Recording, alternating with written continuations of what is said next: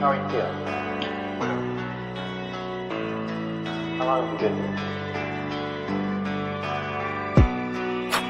3 months, May 17th. And what brought you? That's difficult to answer.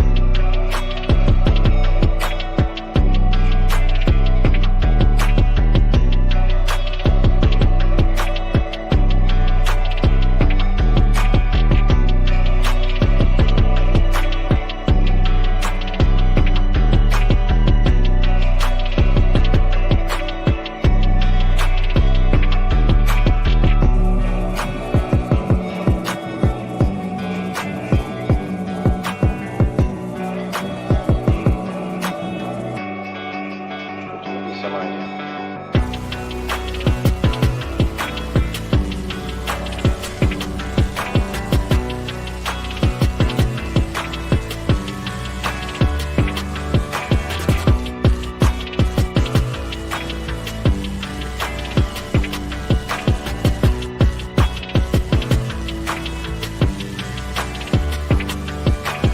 I'm not completely like other people. What do you mean by that? People dislike me because I am not completely like them.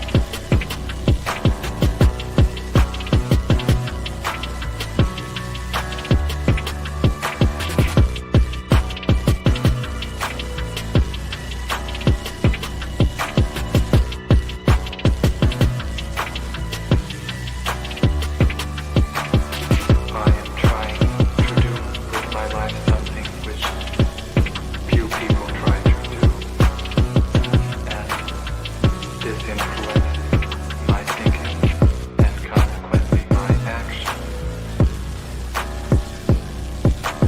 What is it you're trying to do with your life? Play the piano for people. I'm not clear. How is it that playing the piano for people has eventually resulted in your being here in the hospital?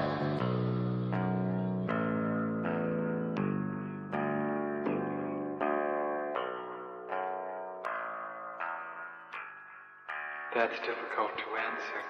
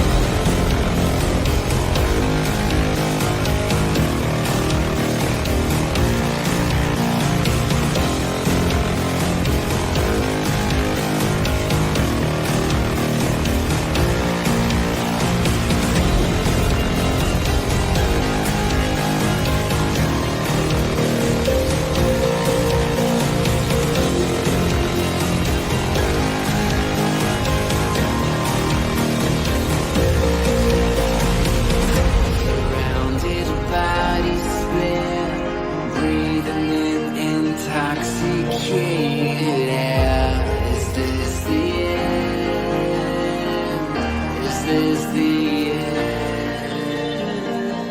There's a noise inside my head of crying people facing death.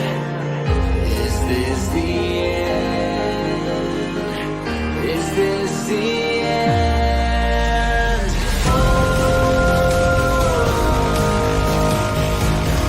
I'm burning in the stone.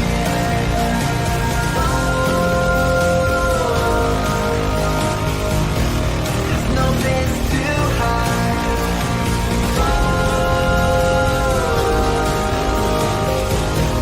I'm burning in the stone.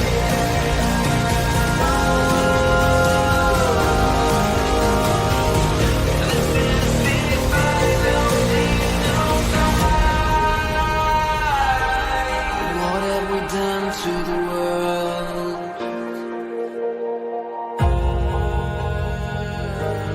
What have we done to the world?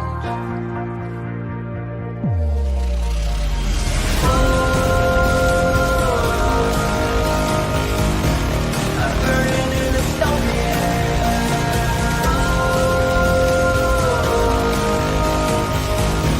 There's no place to hide.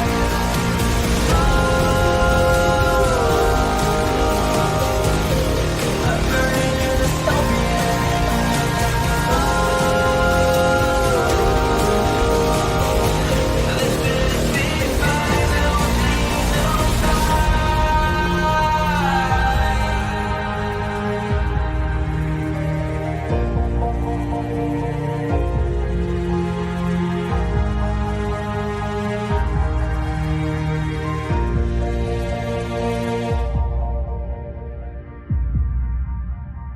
is the final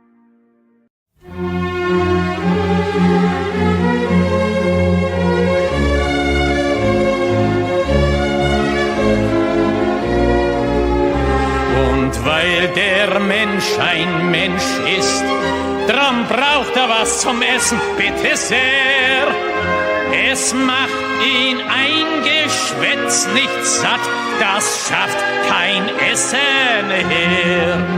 Drum links, zwei, drei, drum links, zwei, drei, wo dein Platz genossen ist, weil ich ein in die Arbeit einweist und weil du auch ein Arbeiter bist.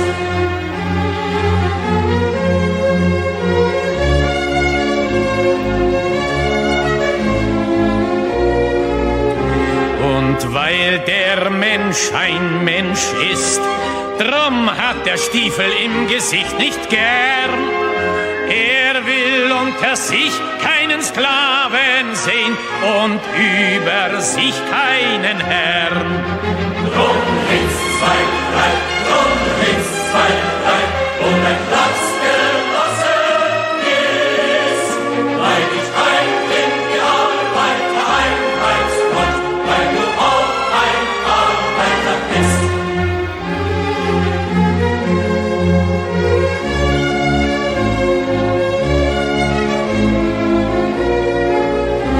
Und weil der Prolet ein Prolet ist, drum wird ihn kein anderer befreien. Es kann die Befreiung der Arbeiter nur das Werk der Arbeiter sein.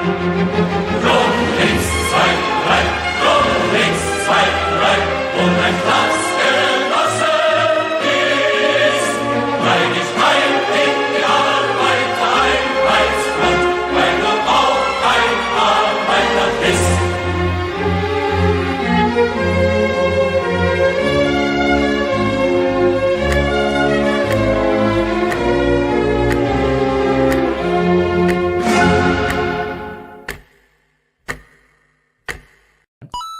Truth Lover 69 sent $10. I had a scary dream last night that Karlin Borisenko kept screaming at me that I did not understand the left, and I was crying and kept saying like this. But she just kept screaming that I did not understand and she would teach me. Oh, that's pretty funny. What up, guys? Happy Saturday. Welcome to Socialism Saturday. Socialism Saturday is the only show on the internet where we watch the real far left, where you get to see the real communists, the real socialists. We are not talking about the Democratic Party. The Democratic Party are not the real socialists. We are not talking about the liberals. We are not talking about the progressives. The liberals and progressives are not real socialists. We are not even talking about the Democratic Socialists of America, because the real socialists, the real communists, the real radical revolutionary leftists that exist in the United States today, they don't even allow their members to be part of the Democratic Socialists of America, because they believe the Democratic Socialists of America have capitulated to capitalism and are traitors to the cause and are reformists and not revolutionaries, and they are literally revolutionaries. Real communists and real socialists are a thing. They do exist. They do control the universities. They do control the K through 12 schools. They are responsible for every crazy idea in the country today. If you want to know who put critical race theory and anti-racism in schools, it's the people we watch on Socialism Saturday. If you want to know who put gender ideology in schools, it's the people we watch on Socialism Saturday. If you want to know who's trying to queer your kids and teach your kids that they're all non-binary and gender fluid and gender queer, it is the people that we watch on Socialism Saturday. If you want to know who the campus protesters are, the so-called pro-Hamas protesters, even though they're not pro-Hamas, they're pro-socialism, it's the people we watch on Socialism Saturday. If you want to know who's responsible for abolish the police, defund the police, it's the people we watch on Socialism Saturday. If you want to know who's responsible for environmental justice, it's the people we watch on Socialism Saturday. If you want to know who's shouting their abortion and responsible for the reproductive rights movement, it's the people we watch on Socialism Saturday. Every crazy idea. All of them. Every single one. Come back to the real, radical, revolutionary, far left in America, and you never have to take my word for it, because I can prove it. Because I have thousands of hours of these people on video. I have thousands of videos that you can watch on my YouTube channel. I have hundreds of clips that I've made to give you short little sound bites of these people. It is not theoretical. It is not something I'm making up. And it is not something that you are being shown by anyone else on the internet, because for the vast majority of the content that I cover, I am the only person that I know of covering it. Unless, of course, one of the conservative influencers or commentators steals it from me, which they do on the regular. Sometimes they credit me too, that's always nice. But for the vast majority of my content, I am the only person covering this on the internet. I am the only person showing you the real radical revolutionary far left in America, breaking down what they believe in plain English, teaching you about the language, because they don't speak English. They speak a specialized language called socialist. And so that's what we do on Socialism Saturday. We take some focused time every single week to pay attention to the real radical revolutionary far left. We watch presentations that no other so-called anti-communists on the internet are watching. We break down the language. We show you what they're talking about. You never have to take my word for it. I'm never going to say pinky swear. Trust me, bro. I'm going to show you the video. And then I'll help you understand what the words mean, because the words can be a little complicated sometimes. But you can hear them say it out of their own mouth. And you can know that this is a real thing. There is a real enemy in America. It's not the enemy that the conservative influencer class are telling you. In fact, I'm going to prove to you that some of your conservative influencers are more than happy with you never being exposed to this information. They're more interested in branding and clout and all that stuff. In fact, while we're letting people file in, let me just show you one of those influencers right now. Let me just show you one of those influencers. And this will be quick. Seth Dillon of the Babylon Bee. Seth Dillon of the Babylon Bee. Now, of course, the Babylon Bee is a parody site.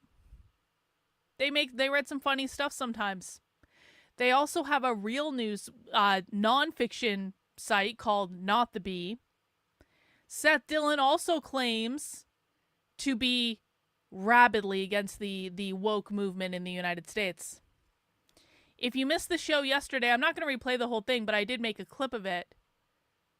Basically, Seth Dillon is openly saying that he does not care if James Lindsay struggle sessions, Not the Bee, which is one of the companies that he runs, to demand that Not the Bee remove credit for my work exposing the far left. And not only does Seth Dillon not care that James Lindsay publicly struggle sessioned the Babylon Bee, and you can find receipts to this over on my Substack, just look up the title. Seth Dillon accused me of struggle sessioning him for pointing that out. And then when I posted this clip, so we had a whole back and forth on Twitter yesterday. I covered it on the stream. I posted a clip of me covering it on Twitter. And I said, remember that time Seth Dillon openly admitted that he doesn't care if James Lindsay struggle sessions organizations to remove credit to independent journalists covering the far left. Why is he working against people exposing real communists? Sounds woke to me. You'll notice Seth Dillon used to be tagged here. But almost immediately upon me putting this tweet up, Seth Dillon untagged himself from the post. Because Seth Dillon doesn't want to be responsible for covering up when his own organizations behave badly and deliberately hide the work of independent journalists covering the far left to suck up to people like James Lindsay, who's lying to millions of people and openly struggle sessioning organizations to remove credit from people that he doesn't like. So I wonder if everyone could do me a favor while we're letting people file in. I'm going to copy a link to this post with the video in the chat. I need everyone to listen to my instructions, okay? I need you all to listen to my very specific instructions and follow the very specific instructions, okay? If you feel so inclined. Of course, no one actually has to do this. No one has to do anything. But here is what I would like people to do. I would like people to quote tweet this tweet with the video. And in the quote tweet, I need you to say something and tag Seth Dillon in it. Because if you just reply to this tweet and tag Seth Dillon, it's going to automatically remove the tag, so he's not even going to see it. But if you quote tweet it, and I'll show you an example of that, if you quote tweet it and tag Seth Dillon, tag him specifically, just like Bot did here, if you quote tweet it and tag him, it'll show up for him. And you know, maybe that's a slight little jab. He gets an extra notification in his feed. But I think that when so-called anti-woke influencers are running from the truth and pretending that they don't see independent journalists right in front of them exposing the far left and then covering for their friends who want to make sure as many people on the internet don't see this as possible. Guys, what we're seeing here is that not only is James Lindsay trying to hide this information from his audience, Seth Dillon, who runs the Babylon Bee, sees no problem with hiding this information. Why don't they want their audiences to be informed? That's the question.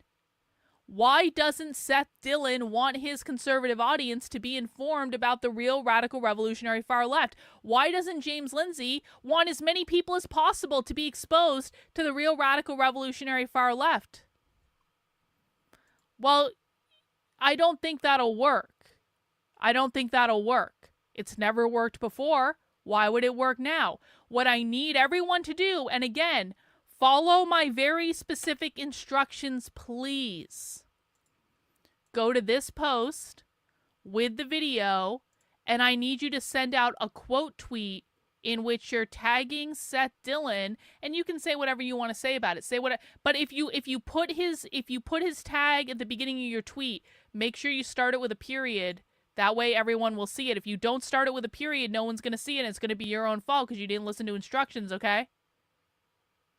So, I really do think that when people show you who they are, you have to believe them. A lot of people are showing their asses right now. A lot of people are showing their asses. Seth Dillon is only one of the people that's showing their asses right now, I'll tell you that. We're going to get into more of that in a second. Let me just talk to take a few super chats. Eagle David, have you noticed a cultural shift since Trump won? No. DEI deactivated for some businesses? It doesn't matter. Leftist streamers are losing subs? Could not matter less, bro. Positive economic outlook, peaks, etc. Listen, Eagle David McLeod, I know you're relatively new here, and welcome. We're so glad you're here, bro. What you need to understand, though, is that DEI doesn't fucking matter. Never did. That was another lie the conservative influencers told you.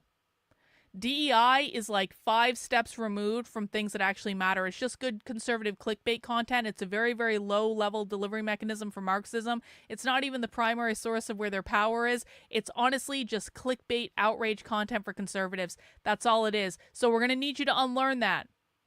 Because I think for those of us who've watched the radical revolutionary far left for a while, we only see them speeding up. They're not slowing down. There is nothing that Trump is going to do to stop them because Trump doesn't understand them. I'm very sorry to deliver that news if people were unaware of that. Trump doesn't understand them. There's nothing he's going to do to stop them.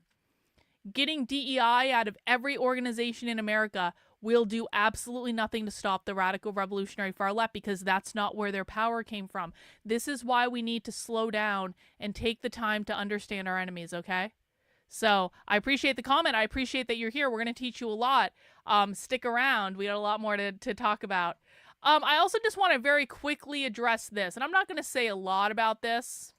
Not that one. This one. I'm not going to say a lot about this. Because I find this disgusting on a number of levels. And this has nothing to do with Socialism Saturday, but I feel the need to say something. And then we'll move right into our socialism stuff. Yesterday, I accidentally saw Destiny sucking some guy's dick on my timeline. I didn't want to see that. I didn't want to see that at all. I did not want to see Destiny sucking some guy's dick on my timeline. That was really rude. So in response to that, I posted a screenshot that was censored of Destiny sucking some guy's dick on my timeline, and I said, F you assholes, I didn't want to see this. If I have to suffer, so do you. And then I'll be honest, curiosity did get the better of me. I was like, what happened? And what happened was, for people who have been off Twitter and don't know this yet, a whole bunch of sex videos got released from Destiny's phone, and I don't know how they got released, but I have seen Destiny's penis, and it is ugly, and it is misshapen, and I don't understand. I have seen Destiny having sex, and I don't know how Destiny gets the women he does because his penis is really, really sad. I have seen Destiny eat a girl's ass. I even did see Destiny sucking a guy's dick. I did. I saw it. I did. I did. I did. I have seen things that I cannot unsee. And I strongly recommend that unless you have fully prepared yourself for what's on those videos, you just ignore, just stay away. No one needs to see that. But what I'm going to say is this, and this is actually more serious. So now, would I ever debate Destiny? No, absolutely not. I want nothing to do with him. No, absolutely not. No. Now there's been a rumor started. So on the video where Destiny was sucking some guy's dick, you couldn't see the face of the guy whose dick he was sucking because the guy was holding the camera as pointed on Destiny, and you could only see Destiny and the aforementioned dick. There's now been a hit piece planted on Nick Fuentes in some Pakistani newspaper in which they're saying that Destiny was sucking Nick Fuentes' dick. And that has now spread all over Twitter. And every single person who hates Nick Fuentes is amplifying this information as though it's true. I watched the video. I know what Nick Fuentes' voice sounds like The guy who was getting his dick sucked did speak on the video, and it wasn't Nick Fuentes' voice. The guy who was getting his dick sucked on the video was a little chubby. I've seen Nick Fuentes in person. Nick Fuentes is very skinny. There is no way in this universe, no way at all, that was Nick Fuentes on that video. And by the way, even if it obviously wasn't vocally him and obviously wasn't physically him, like, the chances of Nick actually doing that and filming someone sucking his dick it's the stupidest idea in the world. It's not as though Nick Fuentes can't find someone to have sex with if he wants to. He absolutely could. But I don't think Nick would ever expose himself to that type of ridiculousness of actually filming Destiny sucking his dick. That makes no sense at all. And I find it honestly really fucking gross that people are elevating this. If you don't like Nick Fuentes, that's fine. There was a time in my life when I did not like Nick Fuentes too. There were many, many years in which I did not personally like Nick Fuentes. I didn't like the Groypers.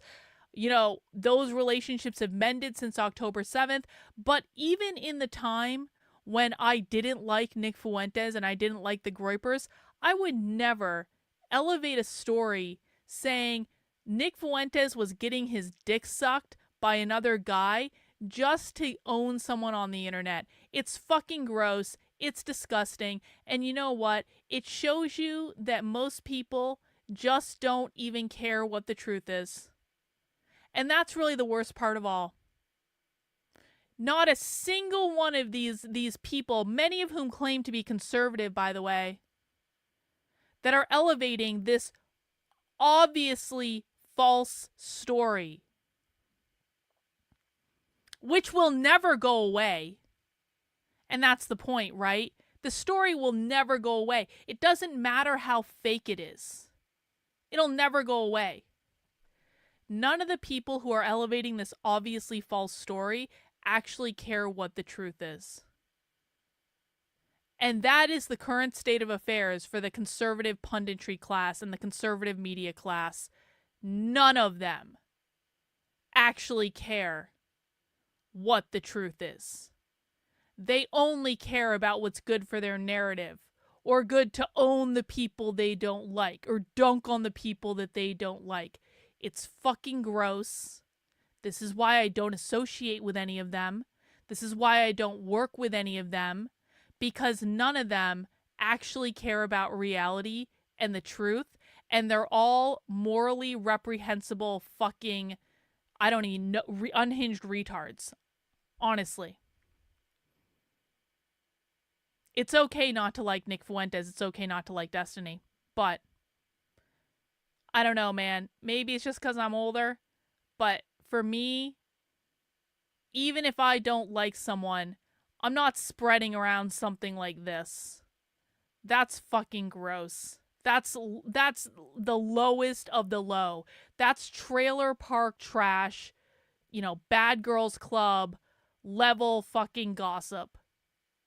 And it should be beneath anyone with half a brain in their head.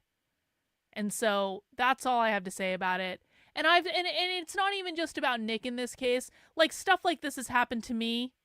I've watched stuff like this happen to a lot of people on the internet, where it's just like obviously false information, but literally no one cares what the truth is.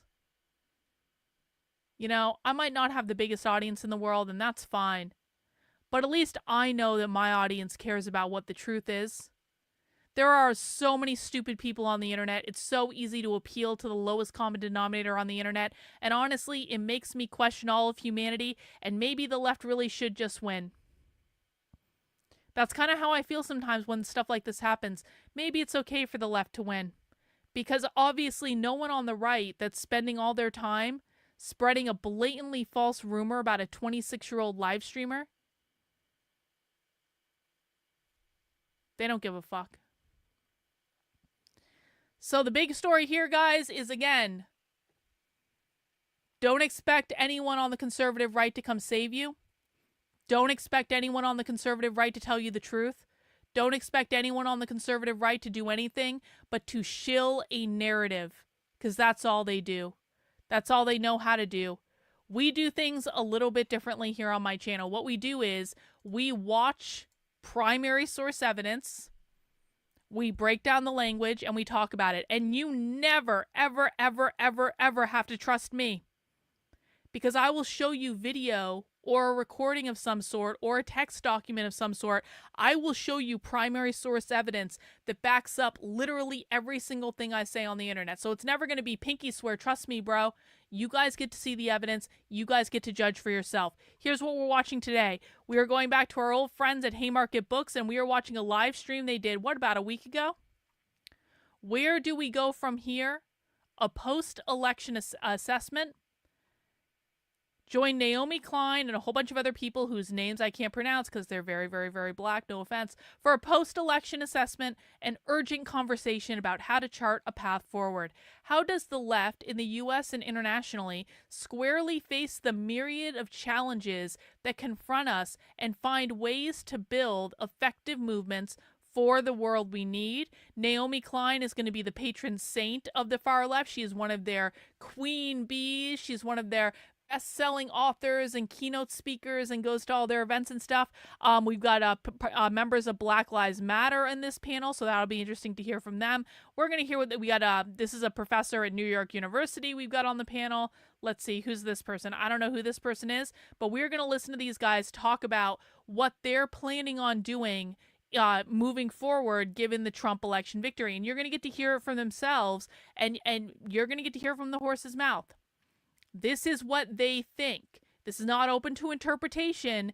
This is what they think. And so we're going to watch this and we're going to talk about it. Now, is there anyone new here for Socialism Saturday in the chat? Anyone new? Please let me know. In the meantime, Caleb, thank you for the super chat. The riots against Trump on the day he inaugurated are a NATO intelligence operation.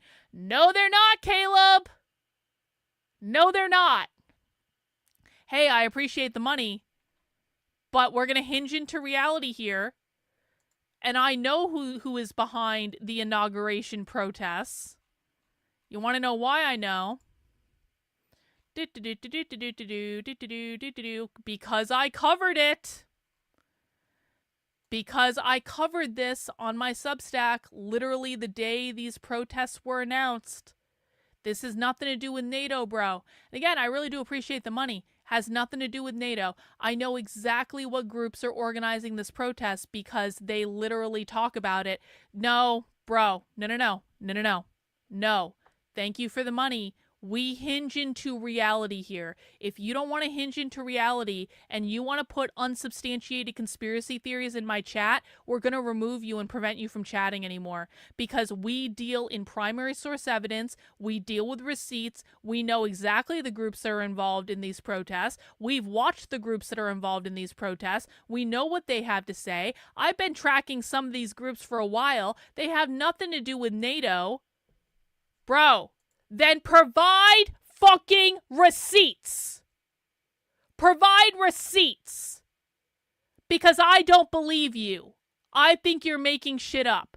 You can send me receipts for every single thing that you say. But until you send me receipts, I want no more of this bullshit in my chat. No, they're not in the chat because you are not a moderator in my chat. If you want to send me receipts, you can DM me on Twitter. They're not going to show up in the chat, though, because you're not a moderator, because I don't trust you to put links in my chat because I don't know who the fuck you are. We want primary source receipts only. No opinion pieces, no fucking personal blog, no fucking tweets that you were expressing your opinions on. Primary source receipts. That is the only thing we accept. And if you can't provide me with that, we don't believe you. There is absolutely no evidence at all that the Party for Socialism and Liberation is an asset of British intelligence. That's one of the most batshit stupid things that I've heard all fucking week. So Caleb, I will look forward to your primary source receipts in my DMs on Twitter. Thank you for the money, but we're not going to entertain this until you send actual evidence to me directly. And if they're not primary source receipts, I'm going to make sure people know that and make sure they know that you're full of shit. These are the things that we have to debunk, guys. This is why Socialism Saturday is so important. This is why we constantly have to debunk things, because we get so many crazy people with so many ideas that they have no evidence to back up at all. If you want to know what the real far left is doing, they will tell you what they're doing. Openly. They don't hide it. The Party for Socialism and Liberation has a YouTube channel. They don't hide what they're doing. They're very, very blunt about it. They do it all in the open. So, today we're going to be watching this this stream. Now I did see that Eagle David McLeod is kind of new to the channel. If there are any other new people on the channel, don't let the yelling confuse you. Bro, what did I just fucking say? Oh, okay, Caleb, time out. Time out. Caleb's ability to speak in my chat has been taken away because now Caleb has been told no. Caleb has been told to provide primary source evidence that he doesn't have, and Caleb is still going to be whining like an unhinged retard in my chat if we continue to allow him to. Caleb, after your timeout is over, if you come back to my chat and you have not provided me with primary source receipts, I'm going to ban you for 24 hours. If I ever see you again and you have not provided me with primary source receipts after that, I'm going to ban you permanently. We don't deal in retarded nonsense on this channel. We only deal with things with evidence. And that's what sets it apart better than anything else on the internet.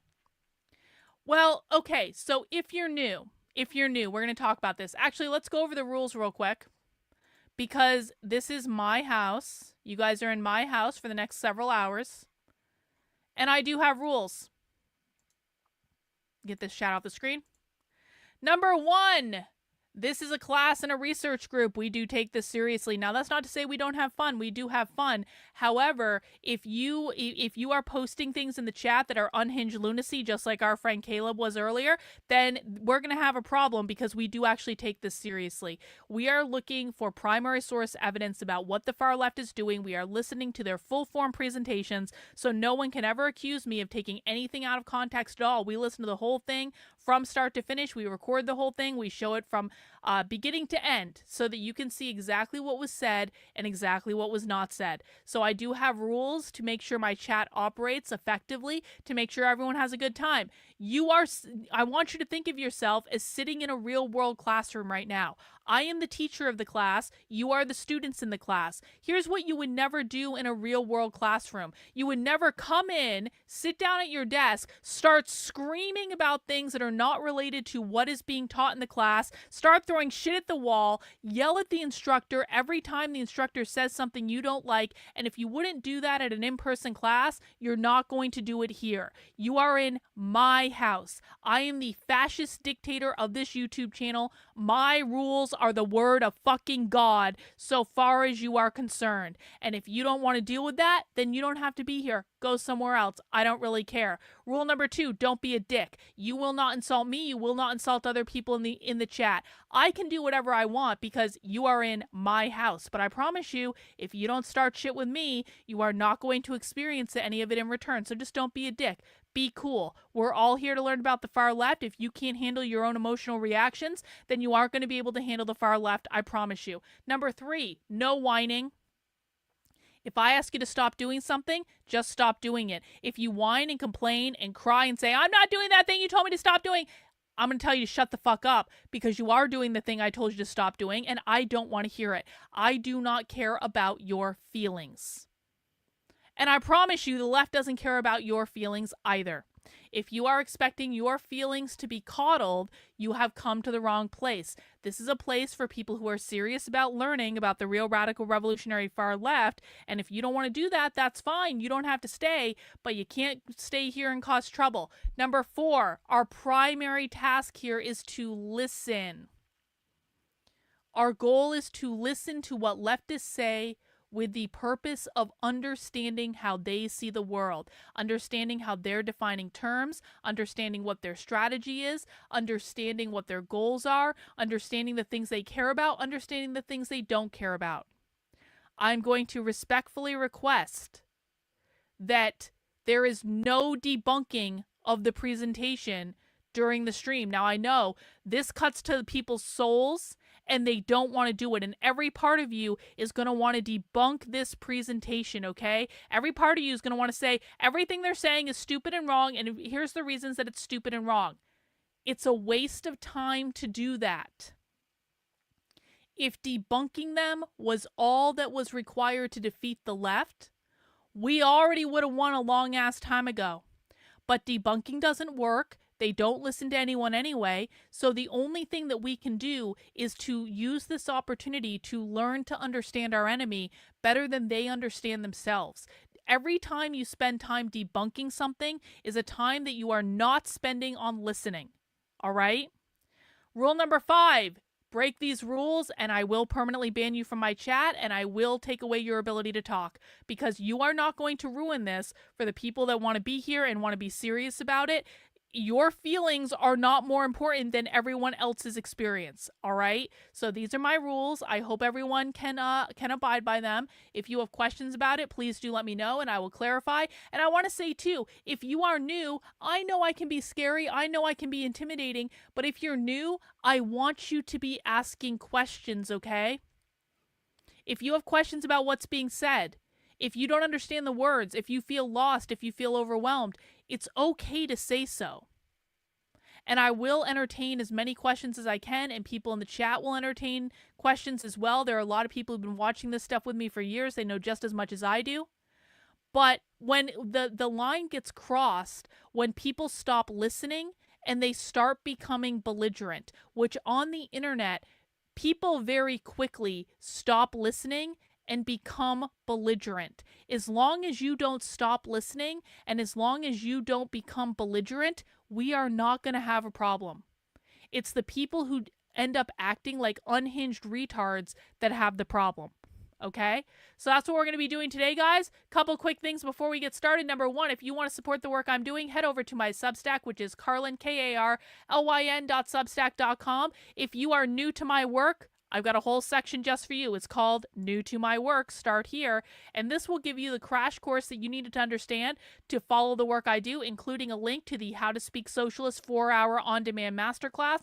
This is a series of clips from far left trainings that we've watched over the last couple years that will help you understand the far left very, very quickly. I know 4 hours is a lot, but it's totally worth it. Once you dive into it, it will explain so much about the far left to you. You can also access the re-education series that I'm working on. You can also join me for daily live streams. I do have a book, but I'm working on my next book. You can find that at speaksocialist.substack.com. You can actually read it before it's being published as a book, but I am currently working on my next book. More on that soon. And of course, make sure you support the work I'm doing for $8 a month, $80 a year. Your subscriptions to my Substack, your membership to my Substack does help keep me in business. I'm completely 100% funded by you guys. So please consider signing up for a membership if you value the work I do for $8 a month, $80 a year. I really appreciate it. I will be sending out an email that looks a little bit like this tomorrow. That's going to be your link to some of your supporter perks, including the supporter Discord, including the Monday Zoom call. Tomorrow we are watching, what do we watch? Oh, fuck. We do movie nights on Sunday nights at 8 p.m. There are also movies shown throughout the week on Monday and Friday, especially in the supporter Discord. Tomorrow at 8 p.m., for reasons past my understanding, we are watching Monty Python and the Holy Grail tomorrow at 8 p.m. in my supporter Discord. I really don't want to because I don't like Monty Python, but I don't control the movie night schedule. Jenna Fire controls the movie night schedule, and she apparently is forcing me to watch Monty Python and the Holy fucking Grail, and I'm not happy about it, but I'm doing it anyway. These are the types of sacrifices that I make for all of you. And so if you would like to join us for movie night tomorrow in the supporter Discord, you can sign up as a member on the Substack, $8 a month, $80 a year. You can head over to this Unwoke Roundup email. That actually should still work for access to the Discord, but I will be sending out an updated link to the Discord in tomorrow's version of that email. So you can wait to get it then, or you can join now, whichever. But that is where you get your supporter perks. Come watch a movie with us. Yes, I have. My other book is called Actively Unwoke: The Ultimate Guide for Fighting Back Against the Woke Insanity in Your Life. You can find that book right now on Amazon. It's on it, bro. There's a link in the description. Look in the description of the video. There's a link. So, and there's a link to the book website too, so you guys can find that there. Now, the most important thing, guys, is the Black Friday sale in the Unwoke Art Store. This is my merchandise store, and I'm super excited because I'm having a massive Black Friday t-shirt sale. This is only good for today and tomorrow. It ends tomorrow at midnight, okay? And then we're going to do another sale next week. But for right now, you can get 25% off every single t-shirt in the Unwoke Art Store. I've never done a sale like this before. You can find the t-shirts over on the homepage right now. That is unwokeart.com. All merchandise purchases do support the work I'm doing, and I really appreciate it. And really, guys, this started off as a t-shirt store to create cool shirts that I like wearing. I wear my own merchandise almost exclusively. I'm wearing a sweatshirt right now because it's kind of cold in New Hampshire. We got some snow today, but we do have t-shirt versions of all of those. I'm actually wearing this design right now, but I'm wearing it in red because all the t-shirts come in multiple colors. They're not all just in black. You can go into each design, see what colors are available. This is the design I'm wearing right now in sweatshirt form, but the t-shirt looks great too. It's one of my favorite designs in the store. You can see all the classics. We've got equity is Marxism, gender is binary, whiteness means capitalism, men are not women. This socialism skull is badass. I get so many compliments on this 1984 shirt when I wear it out. It's one of my favorite ones. The colors look amazing. You can get your Santa Hates Socialists shirt. You can get your Trump always get the last laugh shirt. You can get all sorts of cool stuff in the Unwoke Art Store. Massive t-shirt collection. I think I have 50 designs in the store right now. You can get Communism Kills Christmas. Let's see, what else do we have? Marxism is Evil. Fahrenheit 451, all tiers are tasty. You can get the cult shirt. So every single t-shirt is on sale, 25% off, and this is for today and tomorrow only. And of course, all purchases do fund the work I'm doing, and I really do appreciate it. And with that, let's get into our show, shall we? Let's get into our show. We are watching from Haymarket Books a presentation called Where We Go From Here, a post-election assessment. Let me just get there we go. Let me get my super chat banner on board. If you guys would like to send in a super chat to fund the stream, I really would appreciate it. Let's see what the far left is planning now that Trump is going to be president again. Market Book Club member, buying books. This is a commercial. We don't need to watch this. Say so much more about our speakers, but I want to just make sure we take full advantage of our time together, and I'll just briefly mention a few biographical notes here that are especially relevant. Bad sound is their sound, not my Naomi sound. Klein is an award-winning journalist, a New York Times bestselling author, a columnist for The Guardian, and in 2021, she joined the University of British Columbia as UBC Professor of Climate Justice and co-director of the Center for Climate Justice. Her newest book, which is just out in paperback, is the New York Times bestseller Doppelganger, A Trip into the Mirror World. Chenjerai Kumanyika teaches nonfiction audio journalism and podcasting at New York University. He is the host, co-creator, co-executive producer of Uncivil, a podcast on the Civil War, and creator and host of the new podcast Empire City, an 8-part narrative series investigating the complicated and largely invisible history of the New York Police Department. Astor Taylor is a writer, filmmaker, and political organizer. Her books include the American Book Award winner, The People's Platform, The Age of Insecurity, and with Leah Hunt Hendricks, Solidarity, the Past, Present, and Future of a World-Changing Idea. She is also the co-founder of the Debt Collective. Kianga Yamada Taylor is the author of From Black Lives Matter to Black Liberation and How We Get Free, as well as Race for Profit. She co-edited Our History Has Always Been Contraband with Robin G.G. Kelly and Colin Kaepernick. She's a contributing writer at The New Yorker. And with that, I'm pleased to hand things off to Chenjerai to kick off this evening's conversation. What's going on, everybody? I'm so excited that we can be here together at this crucial moment I know it's a lot of y'all who are logged in and logging in, that are fam, that we've worked together, we've been in the streets, we struggled together, we've studied together. So shout out to all of you all. And again, I'm glad that we have this space to take a little bit of time with these questions. Social media is great, blue sky's popping off, but we need some time for some longer conversations right now. I will say this, I did join Blue Sky, and the reason I joined Blue Sky was to track these people, because basically the socialists run Blue Sky right now, so it's like a socialist. You can find all the socialist stuff over there. And I'm glad to be here with my comrades to do that as we all try to figure our way forward. I'm just going to say a few remarks. I don't know that I have some kind of definitive take.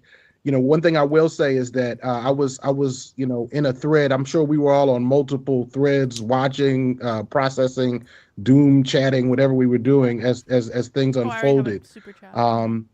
But I was with these folks. I was with my comrades here in the thread, and they were helping us to sort of come to grips with things as they unfolded. So there's a few things I want to say right off the gate. Number one, we saw what happened with this election. We saw that, Donald Trump won the election. There's not a debate about whether he won. He won. And we also saw that, the House, the Senate, these things have gone red. And we also saw tremendous rightward shifts in places that were surprising to a lot of folks. And I think that as I saw people processing that, one thing occurred to me at one point, which is that, for example, when you see the way that people were talking about I don't know if it actually was increased support among Black men, but the support you saw among Black men, demographics like Black men, Latino men, there was like some throwing under the bus that was happening that I saw, on one hand. But I found myself actually really interested in those very questions. Like, wow, these particular groups. I think the thing that stood out for me right off the gate was why in an election when it was clear that just as the majority of white Americans have elected Republicans for every election that I can remember, I don't feel like white people don't elect Democrats in America. Just as that was occurring, but I really was curious about what happened in places like Queens, what happened in these communities. And I realized that the reason why I was confused, really interested in that, was not because I was interested in throwing Latino men or Black men under the bus, but it was because there's two kinds of questions we have to confront. One is a kind of descriptive questions, and I hope I'm not nerding out too much for y'all, but one are descriptive questions to understand what actually occurred here, right? What really is this data telling us about who did what? And I think that that's important to tease out. And that was the vein of one set of questions. And in that vein, I felt like some of the information was a little distorted because there was so much conversation about these groups that people were surprised about that we sometimes didn't look at what was actually maintained and continually reproduced. And we certainly aren't looking sufficiently at the limitations of the Democratic Party. So we're going to come back to that, I'm sure. But the other kinds of questions were organizing questions, right? Because for me, those same groups, a lot of them are people in my community. These are the people that I feel like I have to organize with. These are the people that there's people in my family. And I know that's the case for a lot of us. And so no matter, putting aside whatever rage or anger people might have about those results, I don't think it's a responsible organizing take to get mad per se at those voters and have that be your political takeaway. I think we have to take responsibility for this as an organizing task. We have to, as our brother Robin D.G. Kelly said, we have to ask, why are some of these ideas so attractive in certain sectors of our community? And I think that really does require us to look closely at that question in a way that's not about blaming folks. So that's the first thing. The second thing I'll say is that I know so many of us at this moment, people are like, oh my God, what are we going to do? It feels like a tsunami is about to hit us, and it is. And we were already in various crises, polycrisis, as the comrade has said. But it's I think one thing that's really important is to remember, we get on these panels and sometimes people feel like we have to solve the problem of the left in abstraction, right? Before we can actually confront the things that are right in front of us. And the truth is that there are a lot of battles that have been already in motion and that are now intensified that are directly in front of us.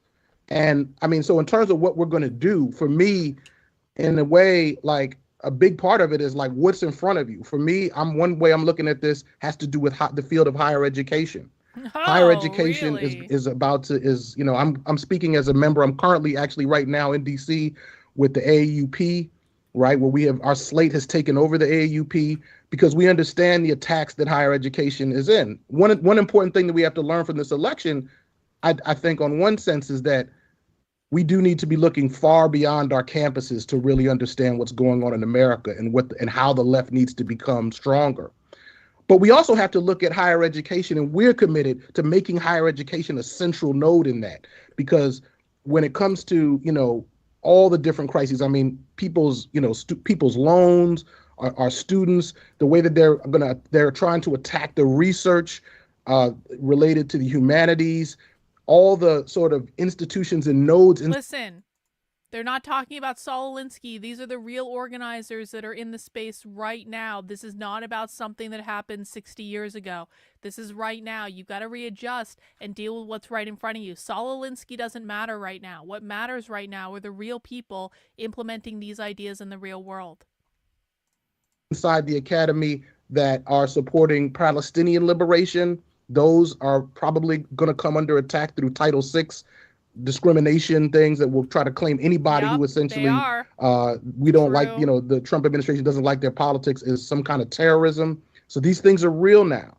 The budgeting and funding cuts, we were already kind of in a real funding crisis, or just maybe education under capitalism, public education under capitalism. But those things are going to get more intense. More of those budgets are going to get cut. Public education under capitalism. It's almost like they consider capitalism to be their number one enemy and the cause of all their problems. And so we were already going to have to mass up, and the AAUP is putting on organizing for power workshops. We just got finished having a huge call. We had 300 people. Hang on. AUP organizing for power. Let me just well, that's a Rosa Luxemburg thing. That's not what I'm looking for, though.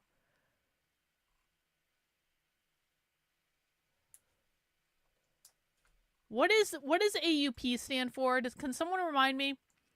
What does AUP stand for? AUP. I'm just gonna look up AUP higher education. It's some sort of organization for like faculty members. I think I found it. The American Association of University Professors organize every campus. Think I found it. Maybe not. All right, well, we'll have to look up this a little bit later. I'm not going to spend all this time on it, but that's definitely something I want to know what exactly they're organizing. People from chapters all over the country getting on the same page about what our theory of change is, getting ready to recruit and bring people into our union drives. So there's things that are already ongoing. And I would say for all of you, if you're at a loss, we'd get a moment to mourn. It's not like I'm not trying to come here and make this pitch like we don't have time to mourn, folks. We got to work. No, we got to also mourn while we work. We got to make space for that. But at the same time, there are concrete battles in all these areas, reproductive justice, climate justice, that we can take on right now. And I hope that in the Q&A and through this conversation, we can point to some of those areas. So the last thing I want to say is that right now, if there was ever any pressure to kind of like soft pedal the severe limitations and horrific ideological project of the Democratic Party, we are no longer in that moment right now, right?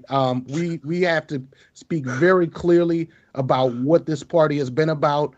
I was just talking to someone the other day and saying, I watched all these people. This is where the socialists tell us that they hate the Democratic Party. They don't support the Democratic Party. And if anyone's new here and you're confused about this, socialists did not vote for Democrats. They didn't vote for Kamala Harris. Yeah, Bot, that's not the one I'm looking for. I appreciate that, though. Freak out because Trump has appointed Tom Homan, but no one seems to want to talk about the fact that Tom Homan was also Obama's immigration person for a period of time. And so really? we have to really talk about what occurred. But I'm hoping that also we can develop a vocabulary to help us talk about the Democrats, because sometimes when we talk about the Democrats, if we're talking about the DNC at the national level, it's true that the national Democrats do tend to set the narrative. But it's also true that there are a lot of people who understand the limitations of the Democratic Party, who probably want to move beyond the Democratic Party, but are voting as Democrats and supporting Democratic campaigns because at the local level, at this point, that's where we're at right now. That's what's available to them. You know, a friend of mine said it's almost like, you know, the metaphor of like the way you're running around looking for something you used to be able to buy at a small local business, and now you got to go to the Walmart Supercenter to buy even really basic things. So it's like, anyway, I think that I'm interested to hear what people have to say about the vocabulary we need to describe the Democratic Party, get at these limitations, and then talk about ultimately the longer term project of building something new. You know, we have to get good at thinking about campaigns that are going to be longer than 1 or 2 election cycles. The fight against Roe v. Wade was like a 50-year battle. You know, I mean, you know, it's like, so I don't want to get into praising our opponents, but they play long-term ball. What is the left going to do? So I'll just stop it right there and turn it over to my colleagues. But those are just some thoughts that are on my mind. And again, welcome you all. So who's next up in the list? Is it going to be Naomi or Astra? Astra? Okay. I think I got the second straw. Hey, y'all. Very good to see everybody. Thanks for that, Chindarai. And thanks everyone who's tuning in.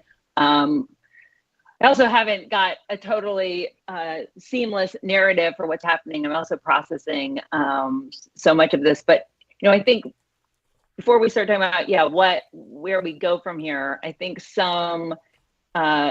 good to think about how we got here. And right now there is a debate happening, you know, within and around the Democratic Party over who messed up, who's responsible for this, and from there, right, what's the path forward? And I think this blame game is actually an important thing for us to engage in, because establishment Democrats are, of course, trying to blame the left for the fact that Harris did not.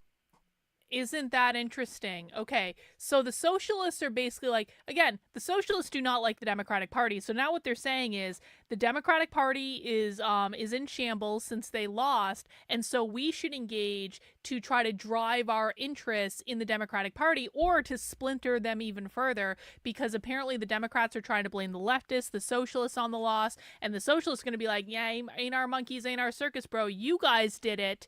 And so they're going to use this as an opportunity to cause further divisions. Maybe they can make some progress in terms of like getting things more in line with what they want. As a reminder, guys, Democrats don't implement socialist policies. This is why socialists don't like them. It's a lie that Republicans told that Democrats are socialists that is the reason so many people think they are. But Democrats actually don't implement socialist policies. Real socialists don't like them. Obama has nothing to do with this, bro. Please stay on topic. We're dealing in reality right now, not in made-up conservative fantasy land.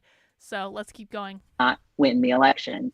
And I think, you know, it's important to come out and just be like, no, that's not what happened. Harris ran a campaign that, you know, tacked to the right, that propped up unpopular people like Liz Cheney. That is actually true. That took her base for granted, and that, you know, did not speak to the frustrated sentiments that, you know, are so widespread, and to the fact that, you know, and basically gaslit people and told them that everything was great.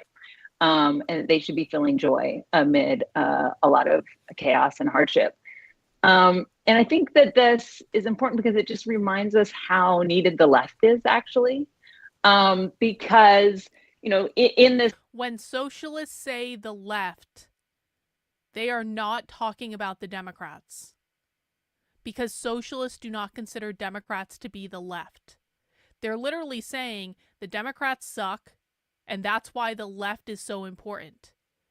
The left and the Democrats in their minds are two completely different things.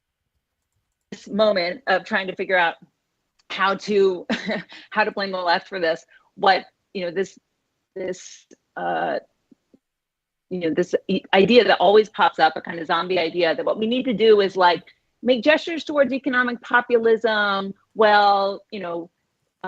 throwing immigrants, throwing trans people under the bus, somehow separating identity from economics, right? This idea is, it's been around. Socialists do not believe that identity is separate from economics. Do you guys just hear that? No, that's not what was said. Democrats and leftists. They don't believe liberals are leftists either, but we're talking about the Democrats.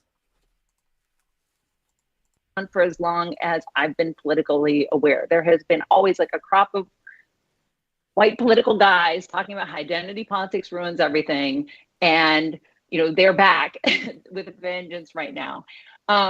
Their solution isn't going to win. Because the economic populism they're talking about isn't sincere. It's not tethered to a deep systemic critique of capitalism. It isn't rooted. They want the Democrats to make a full systemic critique of capitalism. And they're saying the Democrats are not successful because they're not making a full systemic critique of capitalism. Here, it's not tethered to a deep systemic critique of capitalism. It isn't rooted in real solidarity that refuses to treat any group of people as disposable. It's not rooted in real moral values. And so I think this is a moment actually like the left is really needed right now. We have real systemic solutions. We understand the way economics and identity are intertwined. What are their systemic solutions? She just said the left has real systemic solutions. The Democrats do not have real systemic solutions. When she says the left has real systemic solutions, what does she mean? What is she saying?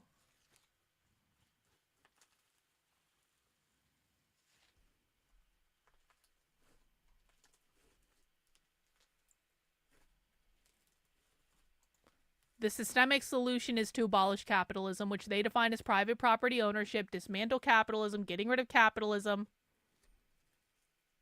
That's always the solution. The solution is to get rid of capitalism. Everyone knows how we're defining capitalism, right? Private property ownership, your ability to own a home, your ability to own land, your ability to own an apartment rental that you rent out as a landlord, your ability to own intellectual property, your ability to own a private business, whether or not that private business is big or small, your parental rights over your children are considered to be a form of private property under capitalism, your individual liberties are considered to be a form of private property under capitalism. They want to abolish all those things because they believe that that will bring about a society built on equity in which we have none of the problems that are created by capitalism. Intertwined. I also, one thing that keeps occurring to me as I read these discussions too, where, some people, again, powerful players in and around the Democratic Party are talking about the fact they might need to switch their messaging a bit and be a bit more populist or change the messenger a bit, maybe go back to having a white guy. No. We never conflate this with the New World Order stuff. We never conflate this with the WEF. We never because this is not the same group, okay? Their goal is to get rid of their ultimate goal is to overthrow the capitalist United States government. They want to bring about socialism in the United States. This is a conservative talking point. This isn't real. Okay? Overthrow the capitalist U.S. government, abolish the Constitution. That's what they're working for. Talk about stuff, is that ultimately this isn't about messengers and messaging. This is about building real power to manifest policies that improve people's lives. It's about grounding a vision. Like, vision is good. I'd prefer to have a party that had an inclusive vision, but that vision does really need to be grounded. And that's, I think, our job, right? Is how do we build the coalition, the organization, the infrastructure that could actually win the things that people need and deserve. I feel as committed as ever to organizing with the Debt Collective. I feel like these are moments when we need to really think about our organizing as a way of building connections and bonds and relationships between people, building real solidarity, less in terms of quick wins. And related to that, I just wrote a piece, maybe I'll mention this and then close out, challenging the idea. So one thing that is also going around in the discourse is the idea that Trump had no ground game. The Republicans had no ground game. This is something that we've been hearing for months, and even after Kamala Harris lost, a lot of Democratic strategists repeated it. And implicit was that the Democrats had this great ground game. It was professional. They had a well-oiled, data-driven machine. And what they meant by that was basically like, we knock doors twice and try to have one-off conversations to turn people off. And then we text people a lot, like a lot, yeah, like true. to the point that they turn their phones off. We text them so much. And then, we spend billions of dollars in ads, right? That is not a freaking, it's bullshit, right? I mean, that's not how it's an instrumental transactional way of treating people. I mean, so the Republicans did that kind of stuff. They targeted, low and mid propensity voters. They went out, tried to reach people who didn't fit the usual demographic. But then they also did things that when you go back and read the press about it, that experts were like, how befuddling. They're actually trying to build these relationships and help people, adopt an identity and making commitments and asking folks to like wear these hats and reach out to 10 or 20 friends, right? This much more sort of all-encompassing kind of identity formation. And that was built on top of this 40, 50-year grand plan, right? To seize the courts, to, invest in an agenda of deregulation, to attack you. I just want to point this out. The socialist left believes that the Republican Party has a 40 to 50 year grand plan. Can we just all take a moment to laugh at this idea? I know we're not supposed to debunk, but it is the most laughable thing in the world that the Republican Party has a 40 to 50 year grand plan. The Republican Party has one activist. One. And his name is Scott Pressler. And he is highly effective. And thank God for Scott Pressler. But they have one activist.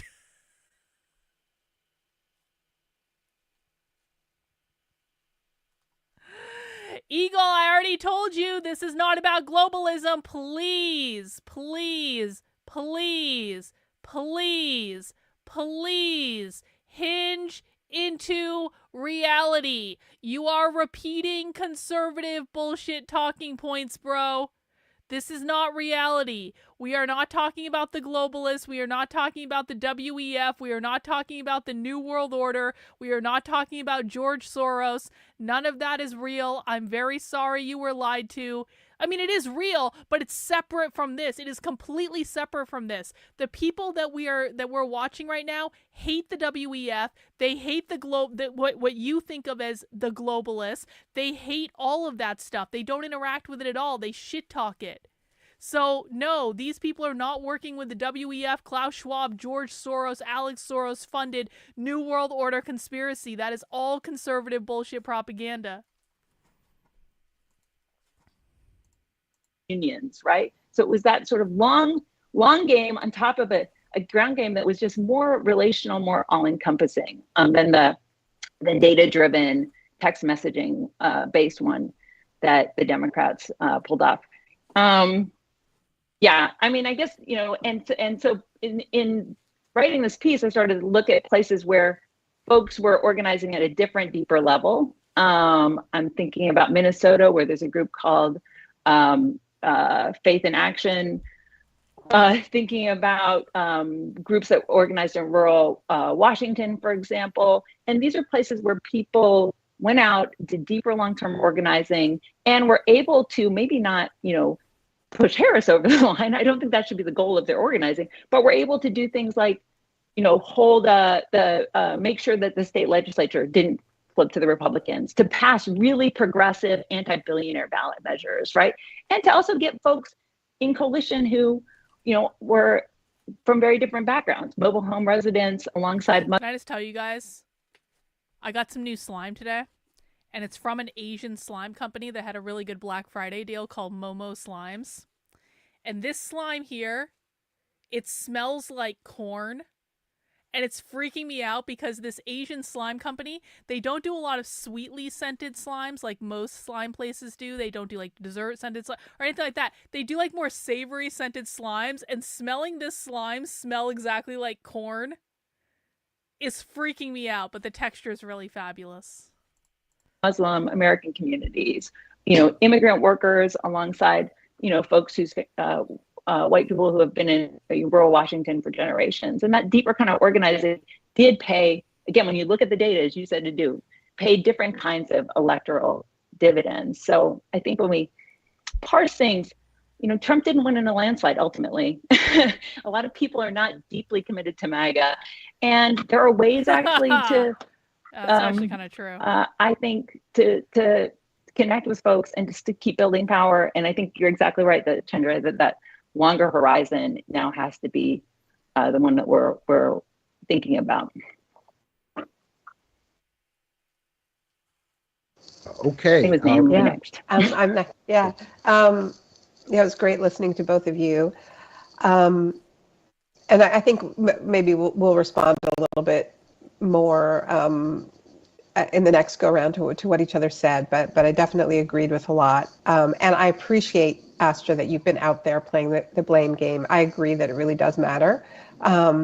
And, you know, that's why Bernie was right out of the gate, you know, setting the terms a little bit. And, I really appreciated that. And it forced people to react and get very upset. But he, you know, I think he knows that it really does matter. I do think there's something to unpack around exactly what people mean when they talk about woke, right, and identity politics. I don't think we're all meaning the same thing necessarily. I think some of it is just kind of affect. Like some of it is just like expressing a feeling of these are people who think they're better than us. You know, this is like a kind of a judgmental feeling. And I think that this comes from the fact that, you know, Kianga wrote a whole book about the Combahee River Collective and the original meaning of identity politics. And that is not the form of identity politics that the Democratic Party and most liberal elites co-opted. They co-opted the cheapest parts of identity politics, i.e. things that didn't cost money from billionaires, and did what, you know, Olufemi Taiwo has said, you know, like... Bro, if you don't have something relevant to the presentation to comment, then zip it. So I think it's interesting what Naomi Klein is saying here, because she's saying, listen, the Democratic Party, they really did co-opt our woke ideas and our identity politics ideas, but they co-opted the wrong ones. They didn't co-opt the right ones. So she's saying basically they co-opted the ideas that didn't really matter, which is interesting. Because that means conservatives are also chasing after the ideas that don't matter, which is the point I've been making about DEI all along. Deferential, representational, not redistributive, not structural change, not transformation. And I think that combination is really bad. And I think we do need to spend some time. No lives are lost because of identity politics. Only a pussy and a retard would think otherwise. Grow the fuck up. With that. And so, you know, as you all know, just from our text thread, you know, a lot of what I've been trying to sit with, I don't think this is just about the Democratic Party. You know, there's something deeper going on here when you look at what Trump was able to cobble together in this multiracial coalition. You know, I've been listening to Steve Bannon for a long time because of the research that I was doing about what I call the mirror world. He calls it inclusive nationalism. This has been building for a long time. And the very fact that this was surprising speaks to the fact that we're too cut off. It should not have been surprising. Nothing this big should have been surprising. So part of what I've been thinking about is just, okay, well, what is it? Like, if a lot of this was just a middle finger to people perceived as elites or people who were perceived as judgy or prissy or whatever, unkind, what like what have not just liberals but leftists done to drive people to the Trump camp. So I have some thoughts on that, but this has been what I've been struggling with, because I don't think we should gloss over. Naomi Klein wrote a book. Basically it's called Doppelganger, and it's about another. Is her name also Naomi Klein? I think her name is all. It's about the conservative Naomi Klein. And this is the socialist Naomi Klein, you know, the one with the big boobs, right? And so basically, the socialist Naomi Klein has the same name as the conservative, big boobed Naomi Klein. And so what she experienced was a lot of people were getting the two of them. No, Naomi Wolf, excuse me. Naomi Wolf, thank you. I was like, that's not right. But like, they were both named Naomi, and so apparently people were getting them confused quite a bit. Thank you guys for correcting me on that. I appreciate it. And so what happened is Naomi Klein started listening to a lot of conservative media. She started listening to like Steve Bannon and stuff like that to research for this book about having this doppelganger-like character on the right that people were confusing with her. So it is actually interesting because she has actually listened to a lot of like right-leaning media, but she doesn't understand it at all. And I've heard her talk about this a couple times now. She really, like, it's like it goes like this. She does not understand the right at all, but she listens to their media, and it's just like, it still eludes her. Okay, cool. Now we're going to put you on the spot. Tell us how the left defines capitalism. You've been watching me for 2 years. How does the left define capitalism go? This is only for this person, because this is what happens when people come in and disrupt my chat and say stuff that's not relevant to what's going on. We then put them on the spot to find out how much they actually know, especially when those people come and say, I've been such a big fan of yours and I've been following all your content, and you know, you may have never seen me in your chat before, but I've been following your work for years. Define how the left defines capitalism for us. Go. This is just for you. We are not continuing with this stream until you answer this question. Go.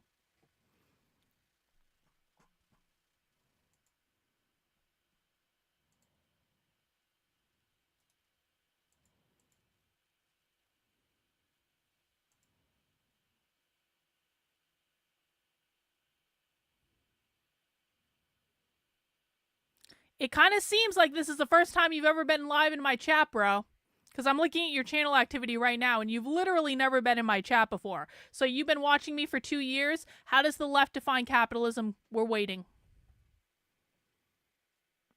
If you've really been watching me for 2 years, then you should absolutely be able to define how the left defines capitalism. There's no question about it. If you do not answer the question, then you're going to get banned for the rest of the stream. If you ever come back after that and you cause ruckus again, you will be permanently banned. We're waiting for you to answer the question. It's a real simple fucking answer for anyone that watches my content. How does the left define capitalism? I'm giving you more than enough time. Nope.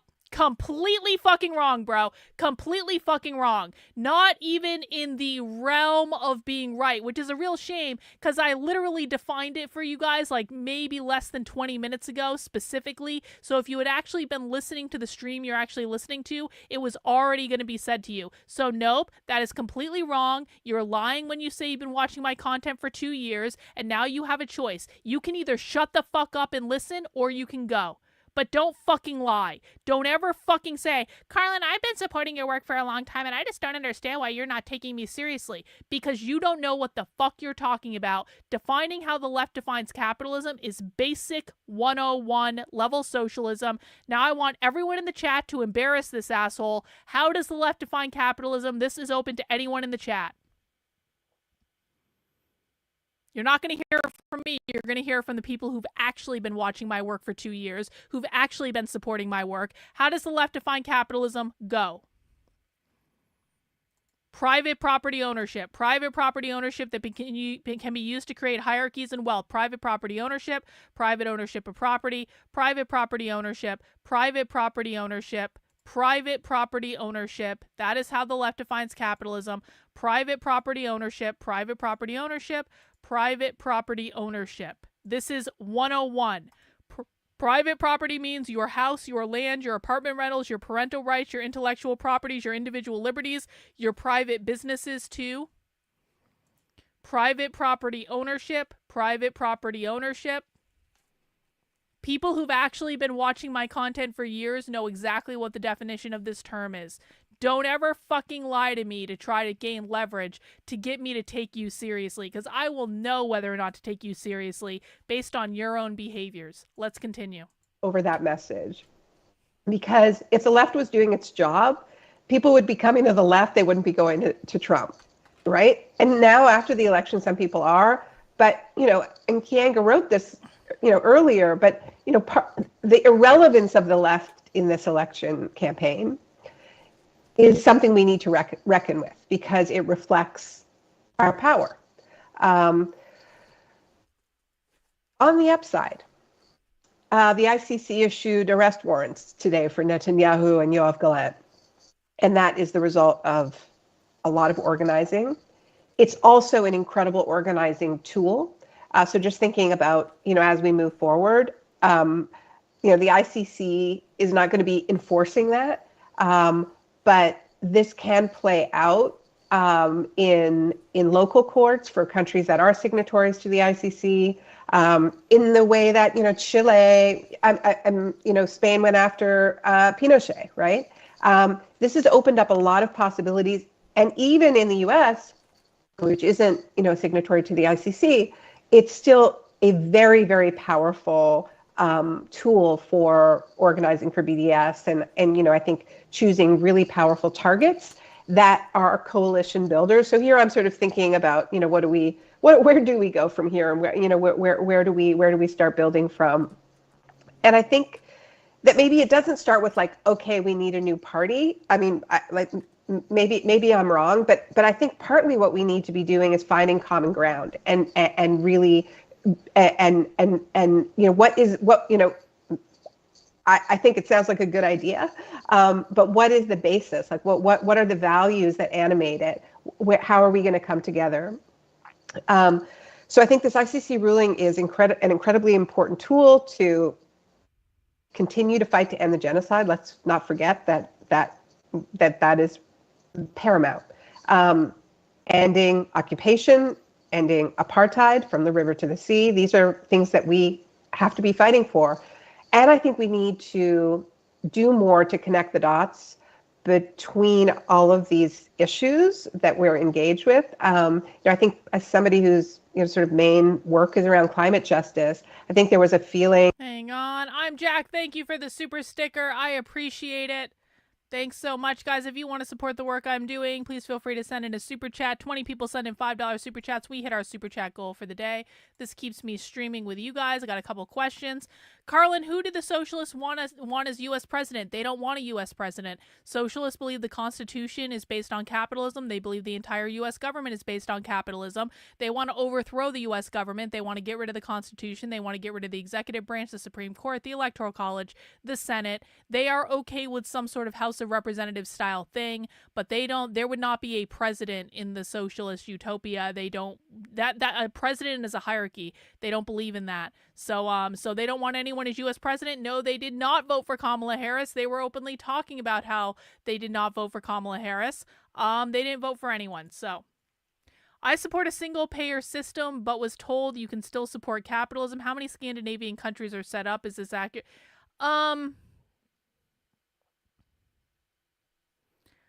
I don't believe that you can support capitalism and support a single payer healthcare system, because you are fundamentally asking for other people to pay for your healthcare, and it's wealth redistribution is what it is. So I am of the opinion that is absolutely socialism. It's just one component of socialism. It's not like if you have a single payer healthcare system, that's not like the only thing required to make a socialist country. But it's a very big part of it. Like, single-payer healthcare is a very big part of what they're arguing. Single-payer healthcare is why they're arguing to abolish the nuclear family. One of many reasons they're arguing to abolish the nuclear family. So I do not believe you can, in the same breath. And remember, capitalism is defined as private property ownership. So you have to use their definition, not whatever your definition is. It's their definition.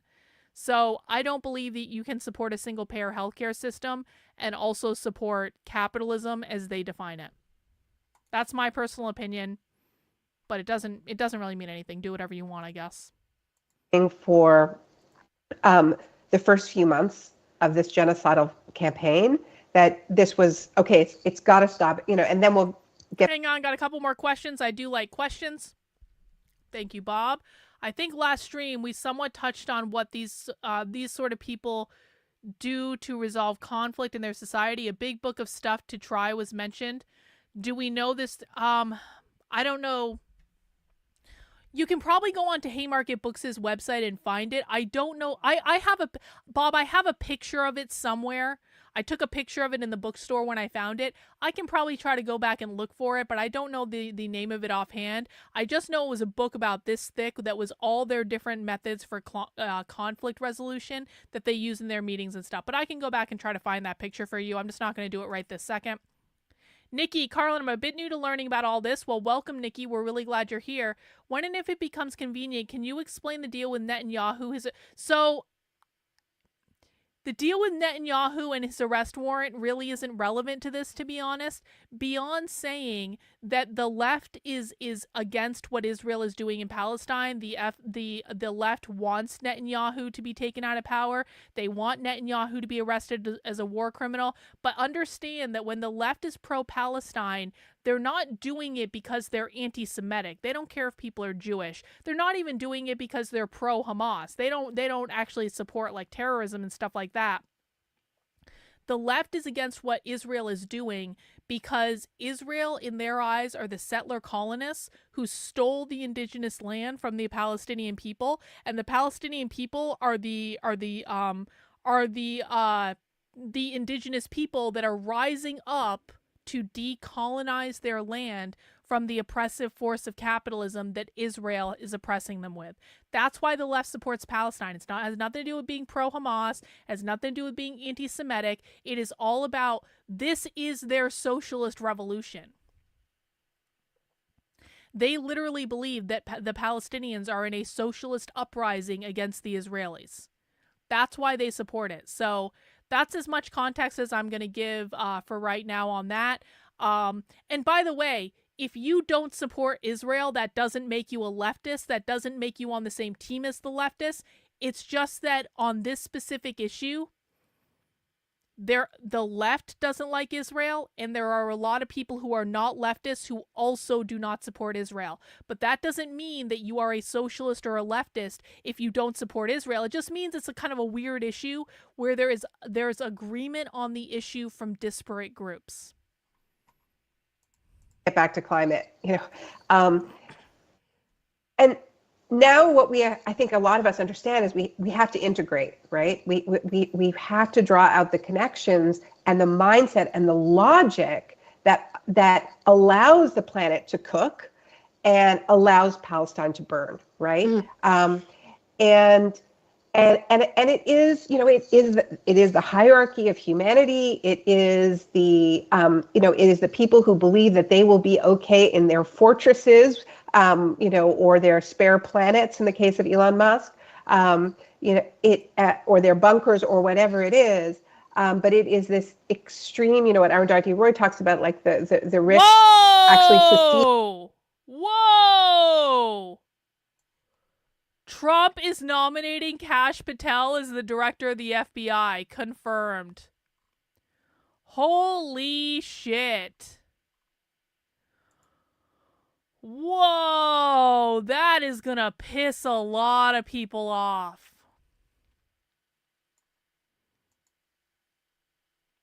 That's actually pretty great if I'm honest about it. That's pretty great.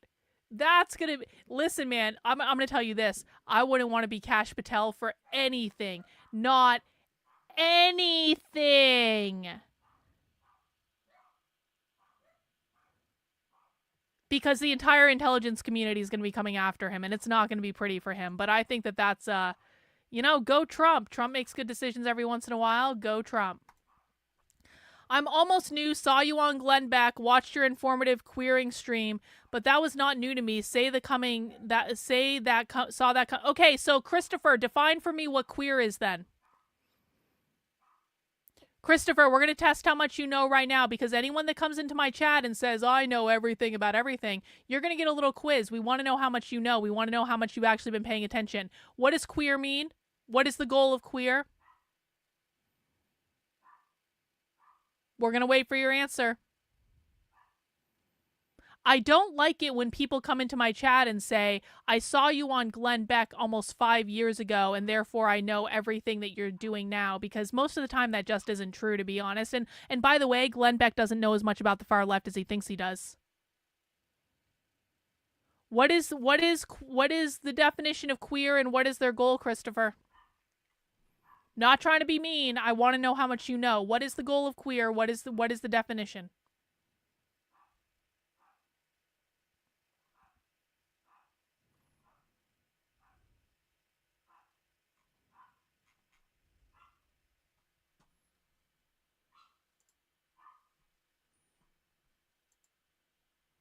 Christopher, we're waiting for you. What is the goal of queer? What is the definition of queer? Okay, why? That's not actually the ultimate goal, by the way. That's just one of the ways they're going to bring about their ultimate goal. Why?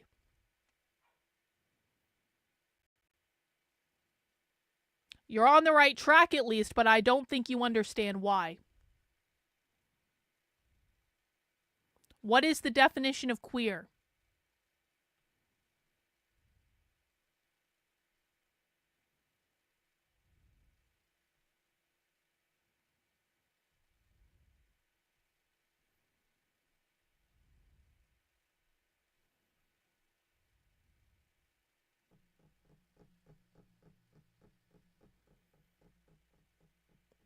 This is why you never come into my chat and claim you know everything about everything. Because if I don't recognize you, if you haven't participated in my streams, if I don't recognize you from Twitter or somewhere else where you've been engaging with my work or my Substack or like whatever, it is very, very rare that people who come into my chat and go, I know everything about everything and I've been following. It is very rare that people like that actually know what I'm talking about. Now, Christopher, I hope you stick around and you learn some stuff, but we still have yet to hear the definition of the term queer from you, and I don't think you know why they want to destroy the traditional family structure, so we're waiting for that. Nope! Wrong! Wrong! Totally and completely wrong. Christopher, you didn't really watch my stream on queering, did you? Because you never heard this come out of my mouth if you watched it. You never heard this come out of my mouth. So, Christopher, here's what I'm going to say to you. You don't know what queer means. You don't know what the goal of the left is. I already know that based on these two questions and how you answered them. So, you have a choice, bro. My preference is you sit down, you take a seat, you listen to the far left with me, you come to my streams, you listen to them, you listen to what they actually say. You can go back into the back archive and find it. You can go to the How to Speak Socialist training on my Substack and find it there. I have provided you with ample resources to learn this stuff that are all freely available. I really do hope you take advantage of them. What I will say is if this is what you think queer is, you have no fucking idea. Because this is so far off from reality, it's not even funny. So I'm trying to give you feedback to let you know that you are not correct in this and that there are resources to help you learn what this actually is. It's up to you about whether or not you want to take advantage of them. Now, everyone in the chat, I don't give a motherfucking flying fuck what you personally saw growing up in Northern California. I don't care. That has nothing to do with anything. Your lived experience does not matter to me. Your feelings do not matter to me. Just because you saw me on Glenn Beck almost 5 years ago being nice to people, I think a lot has changed since then, bro. A lot has changed. And obviously Glenn Beck has taught you nothing because Glenn Beck doesn't understand this either. So, for everyone in the chat, what is the definition of queer and what is the goal? queer means to reject or rebel against the normative state to ultimately abolish the capitalist system. The goal of queer is to teach others that gender is fluid and a construct of capitalism. Therefore, as a construct and currently being enforced, capitalism must be abolished. Abolish gender normativity against the idea of male and female as normal, because male and female is a hierarchy, and getting rid of male and female flattens the hierarchy. That's what gender equity is. The goal of queer is to abolish capitalism by dismantling the nuclear family. That is one of the goals, correct. Queer is a far-left ideology that is in opposition to normativity. Normativity means capitalism, any norms that uphold capitalism. Queer means not identifying with the gender binary. They want to abolish it as the nuclear family, and the nuclear family that perpetuates it, the nuclear family that perpetuates capitalism. Exactly. Nope. That's not what queer is, Grand T-Tone. You got some learning to do. Queer is against normativity. The purpose is to destroy the nuclear family because the nuclear family upholds capitalism. Queer is the annihilation of capitalism and the gender binary. I knew what you meant, Molly. Queer is against the norms of capitalism. The reason queer wants to abolish the nuclear family is because the nuclear family upholds capitalism through something called social reproduction theory, which means that social systems will reproduce themselves until they are abolished. Queer is an effort to reject not just not just heteronormality, because homonormativity is a thing too. It's just normativity. Just normativity. There's no hetero, they don't like gay guys. Queer is not about being gay or trans. You can be a straight white man and be queer. So stop saying heteronormativity. That's not what this is. Queer is an effort to reject normativity to undermine capitalism by disrupting social reproduction theory. Close, David, though. Close. Queer is the disruption of the normative relationships and abolishing the nuclear family in order to abolish hierarchy and capitalism. True. Queer far-left ideology is to go against norms. The goal is to abolish capitalism and destroy the colonizers who are the oppressors. To abolish capitalism, which is a hierarchy, especially to abolish the nuclear family, which upholds capitalism via social reproduction theory. Lots of correct answers in the chat. Thank you guys for that. I do appreciate it, and we do hope Christopher sticks around and he learns a thing or two. Let's continue. Eating from planet Earth, and it's not that they're going to other planets, it's that they really live on their own planet here, right? But I think in the face of that kind of mass death, to me, the left needs to be standing on the side of life. I mean, we need to be pro-life. If I'm not sure No, Christopher, your role is to fucking listen. It is not to argue with us. Okay, Christopher wants to push back. Christopher, we're doing another pop quiz. This is just for Christopher. This is for no one else. Christopher, define for me what the left means when they say capitalism, go. I don't know why people can't just sit back and learn.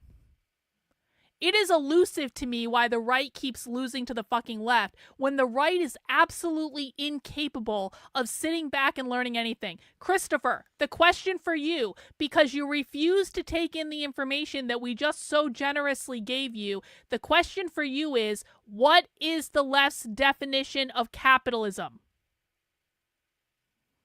And no, it has nothing to do with people reproducing without permission. You're also dead wrong on that one, bro. Completely fucking incorrect. What is the left's definition of capitalism? Go. You know everything. You've been seeing this since the 80s. So then if you know everything and you've been hearing it since the 80s, you should very easily be able to define the left's definition of capitalism for us. So we'll look forward to that. We're waiting. Just for you, Christopher. The entire stream is stopped just for you because you could not sit back and take in information and learn.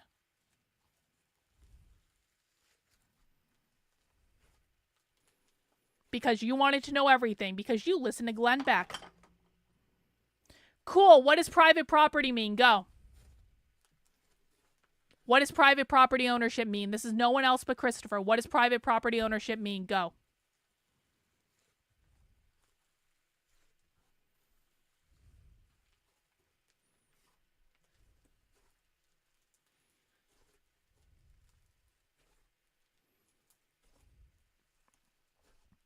Yeah, we were just talking about Kash Patel, Milo. That's good news. But now we're waiting for Christopher to tell us what the left means when they say private property ownership.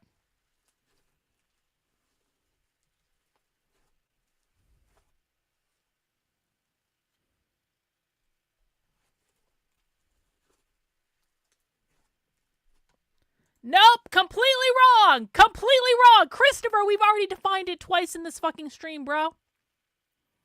Completely wrong again. Has nothing to do with guns. Has nothing to do with guns at all. Question for the chat. What does the left mean when they say private property ownership go? And I'm really sorry that we're having to repeat this again for the third time, but we're making a point.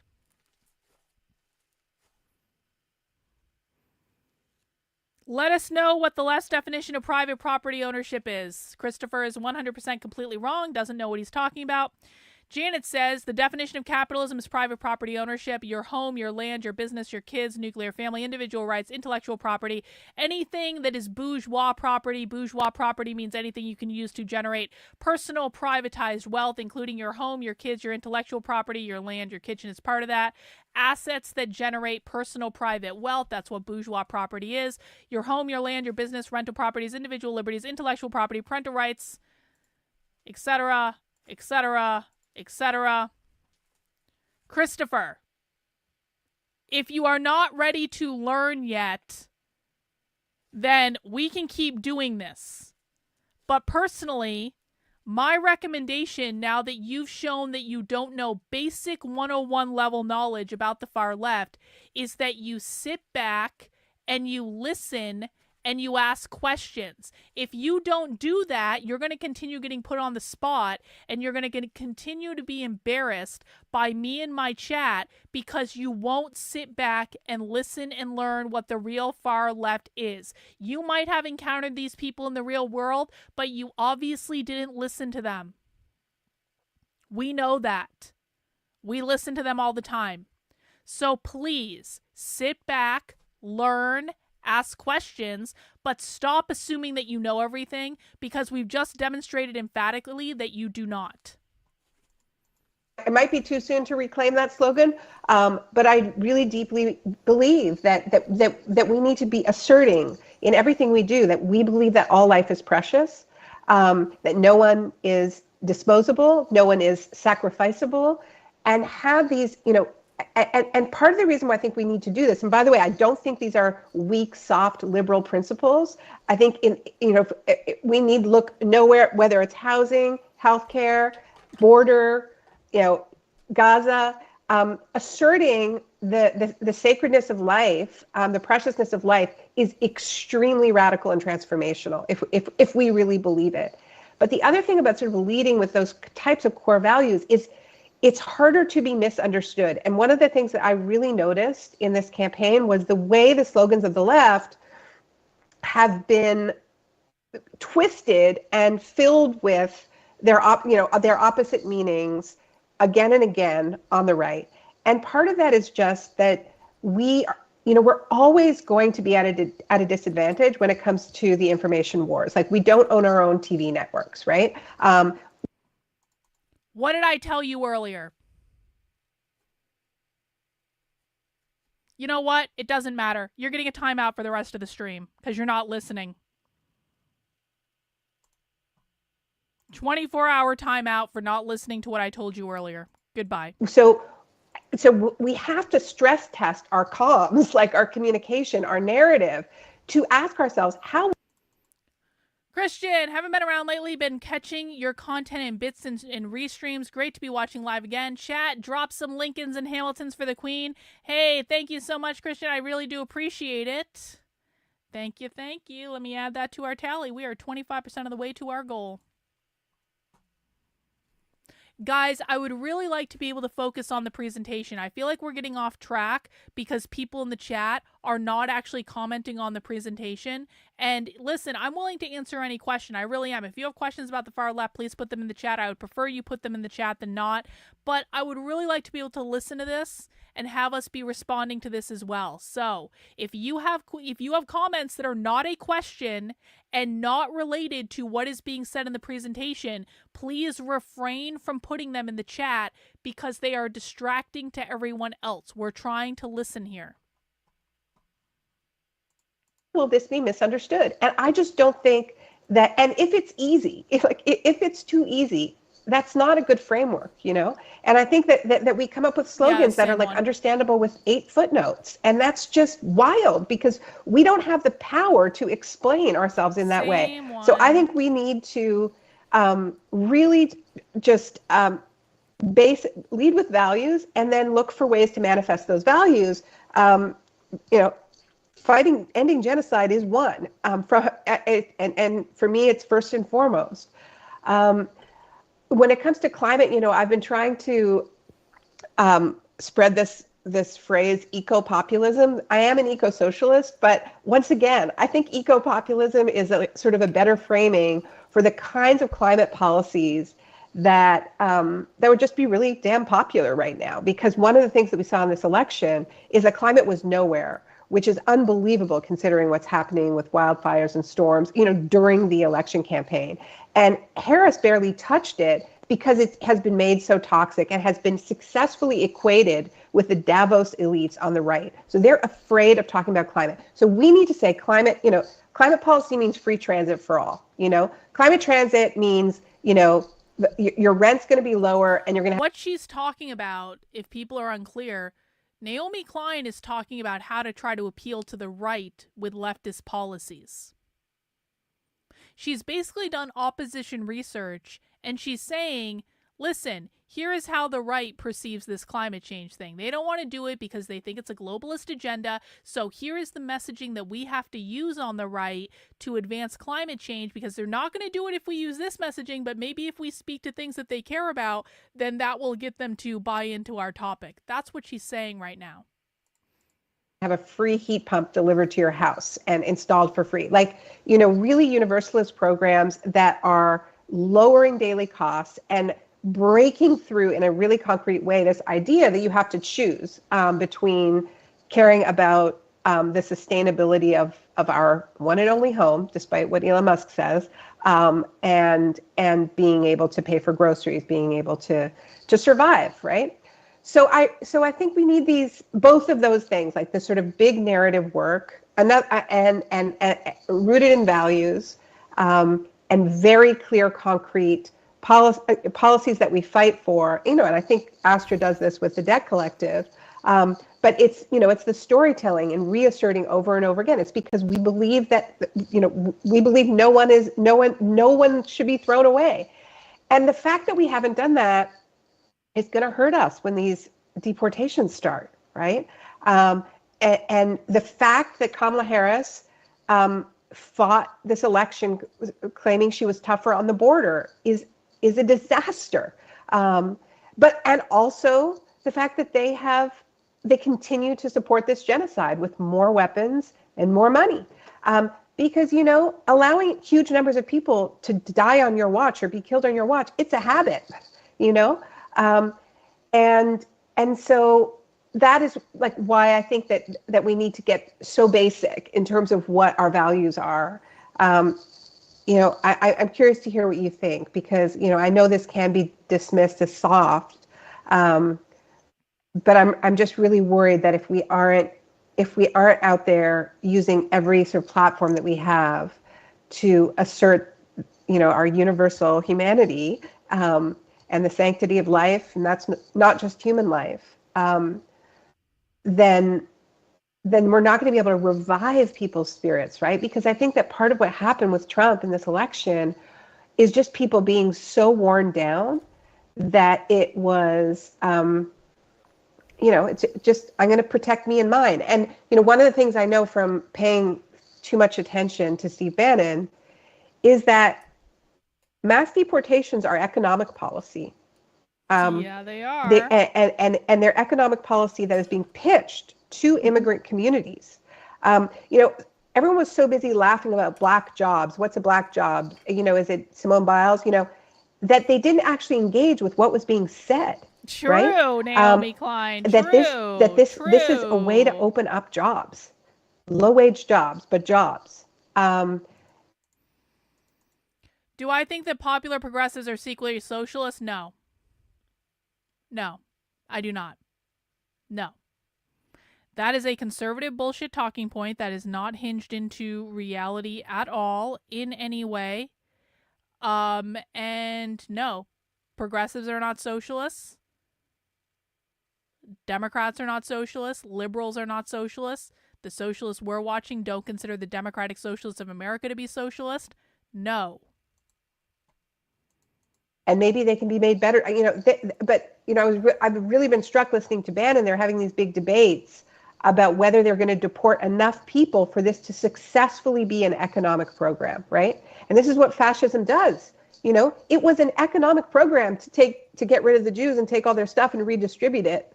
It was a fascist form of wealth redistribution.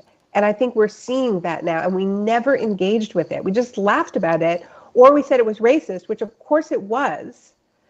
But I don't think we were understanding why it resonated. And I think it resonated because we're very, very deep into, a negative reinforcing cycle of 50 years of neoliberal compounding precarity.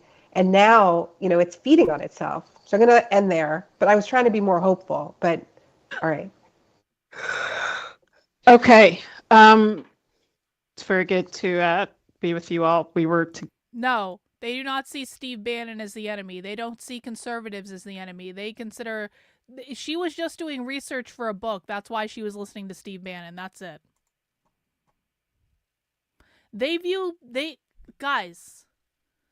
Real socialists view the Democratic Party and what they call the neoliberals to be more of an enemy to them than conservatives. Why? Because conservatives do not present any opposition to them at all. Steve Bannon does not present any opposition to them at all. They're not afraid of you. They don't care about you. They care more about defeating the Democratic Party than they do about defeating the conservatives. Well, it's a popular misconception because conservative influencers lie to their audiences. So my recommendation is that once you know someone's lying to you, stop listening to them. Because the reason that people are confused is because people are listening to people who lie to them. Together, I think, 2 or 3 weeks before the election, and not quite predicting that Trump would win, but really the missteps of the Democratic Party were quite obvious when we got together in October. And so I think I've described it as surprising, but not shocking. Of course, it's surprising because Trump ran an openly racist, proto-fascist, xenophobic, deeply disturbing and dystopic race. And so, that it's always jolting, just as it was, not in the same way, but just as it was in 2016 when he won. I think... I as all of us have been thinking about what happened, but why. But one of the things that I've been really kind of irritated, annoyed by is the kind of attempt to have a quick pivot into #resistance 2024. As if to say we can just pick up the baton from.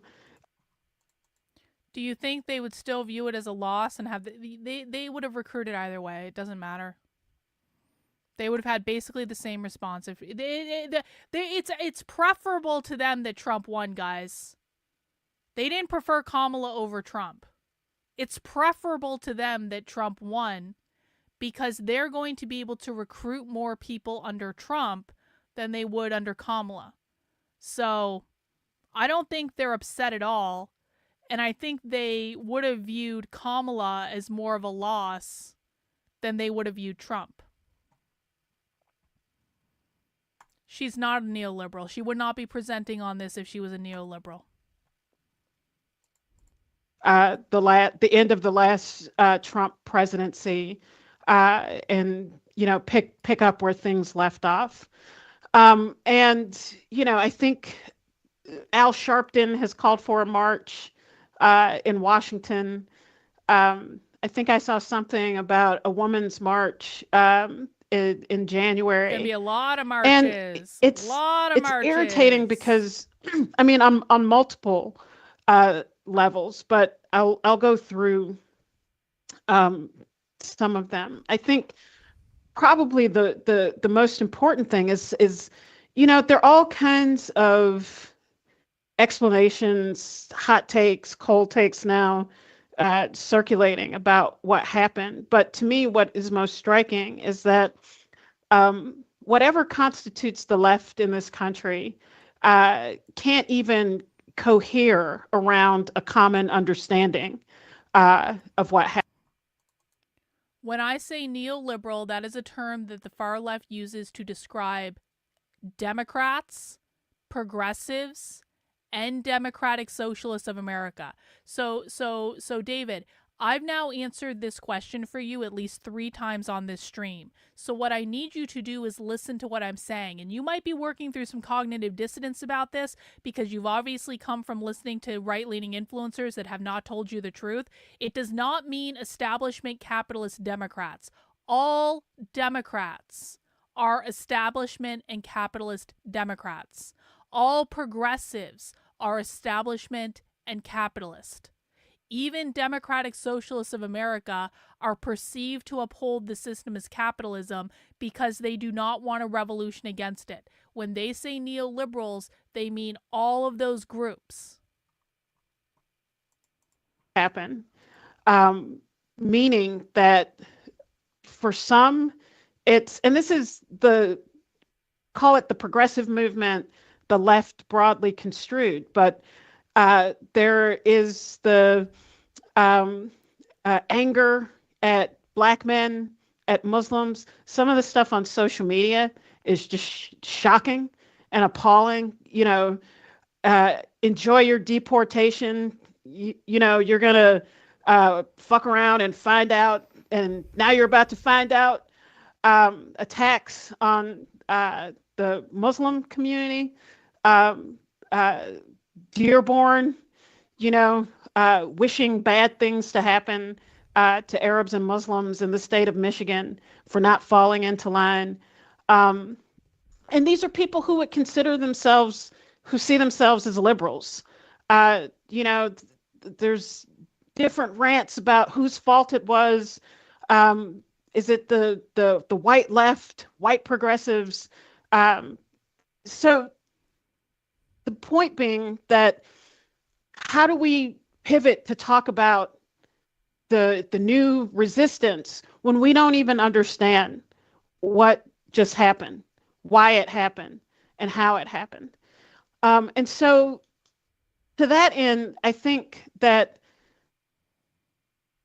the culture, the political culture in this country that has a deep strain of anti-intellectualism, a resistance to political debate, to political education, to political engagement, in a way that is designed to come towards some kind of common understanding. It doesn't mean a common agreement and that we all think the same way and have the same understanding about what happened, but that there is a level of engagement that takes seriously different strains of thought and experience that begins to develop the foundation upon which we can come together, upon which we can develop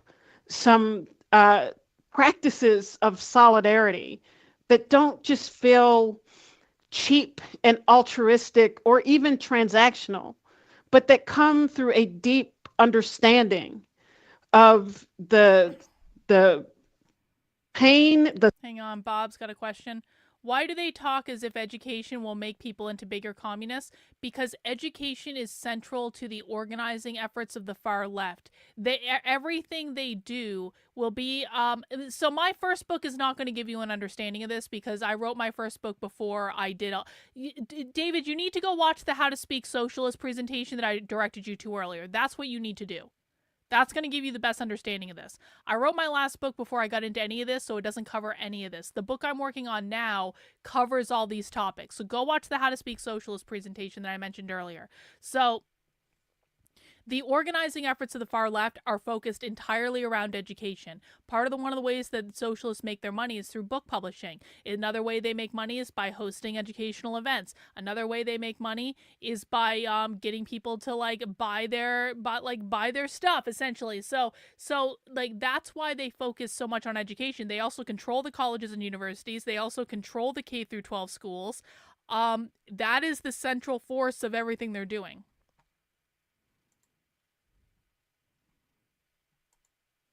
Well, they don't mean any they don't mean any subject matter. They mean educating people on the organizing efforts of the left.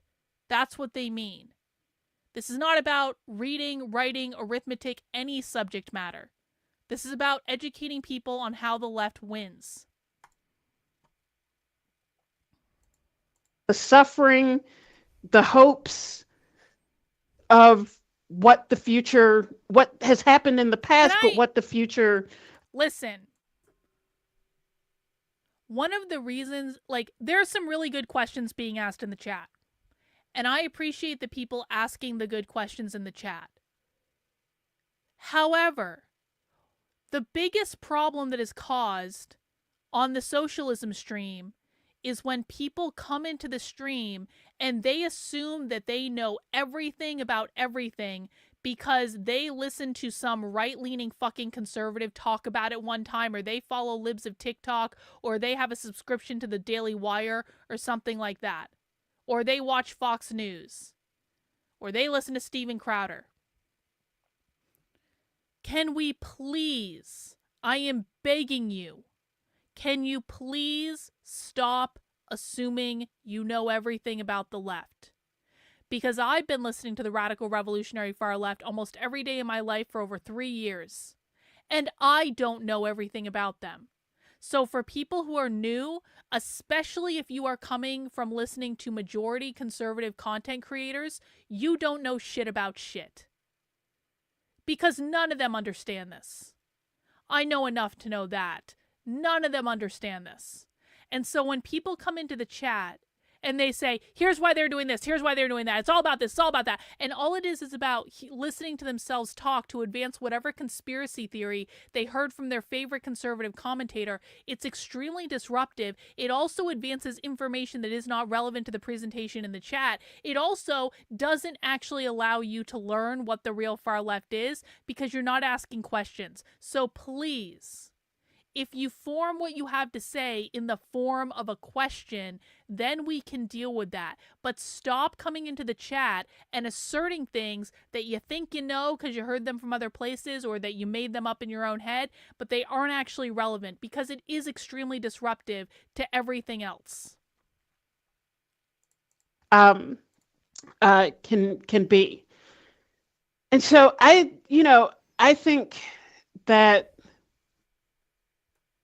to me, this is troubling because it feels like at a moment where we know what is happening. We know what is about. Those people on the right are not shocked or surprised in the way that they were in 2016. They're prepared. They have been preparing. They have a plan, Project 2025. I fucking wish. And so they know what their plans are. We all know that the deportation are real. Like Stephen Miller will die trying to deport as many people as humanly possible. We use the terms socialist, Marxist, and communist interchangeably because they refer to themselves as all three of those terms interchangeably. It's not an empty campaign promise.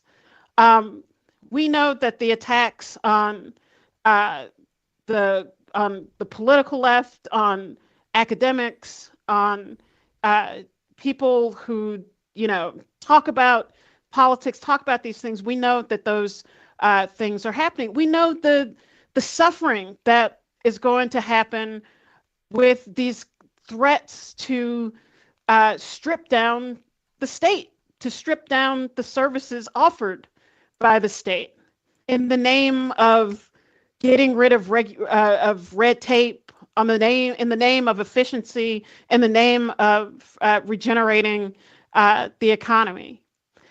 And yet, at the same time, it feels like our side is not really prepared to respond in a way that is not just effective, but in a way that tries to create on-ramps and easy entry for people who are angry, who are radicalizing, because people who voted for Trump because they're pissed off, because they're sick of the puffed up suits of the Democratic Party spitting in their face, telling them nonsense and bullshit. Those people are radicalized. People who voted for Trump because they think that he's rich, he's a businessman, maybe he can figure it out, because I've had the same crappy job 3 administrations in a row. Those people are radicalized, but where will they go? And so sometimes it feels like our side doesn't understand that there is a struggle for these people, and that the right, the forces of the right, are also strategizing for what narrative, what explanation, what set of stories do we concoct to put together to provide an explanation for the state of your world. And so we can't just keep telling people to either, it's not my job to educate you, you go figure it out, I'm tired. The New York Times had some ridiculous story about some group of Black women who've decided that they're going to go rest. They're tired. Well, it's nice to actually be in a position to be tired and to be able to disengage.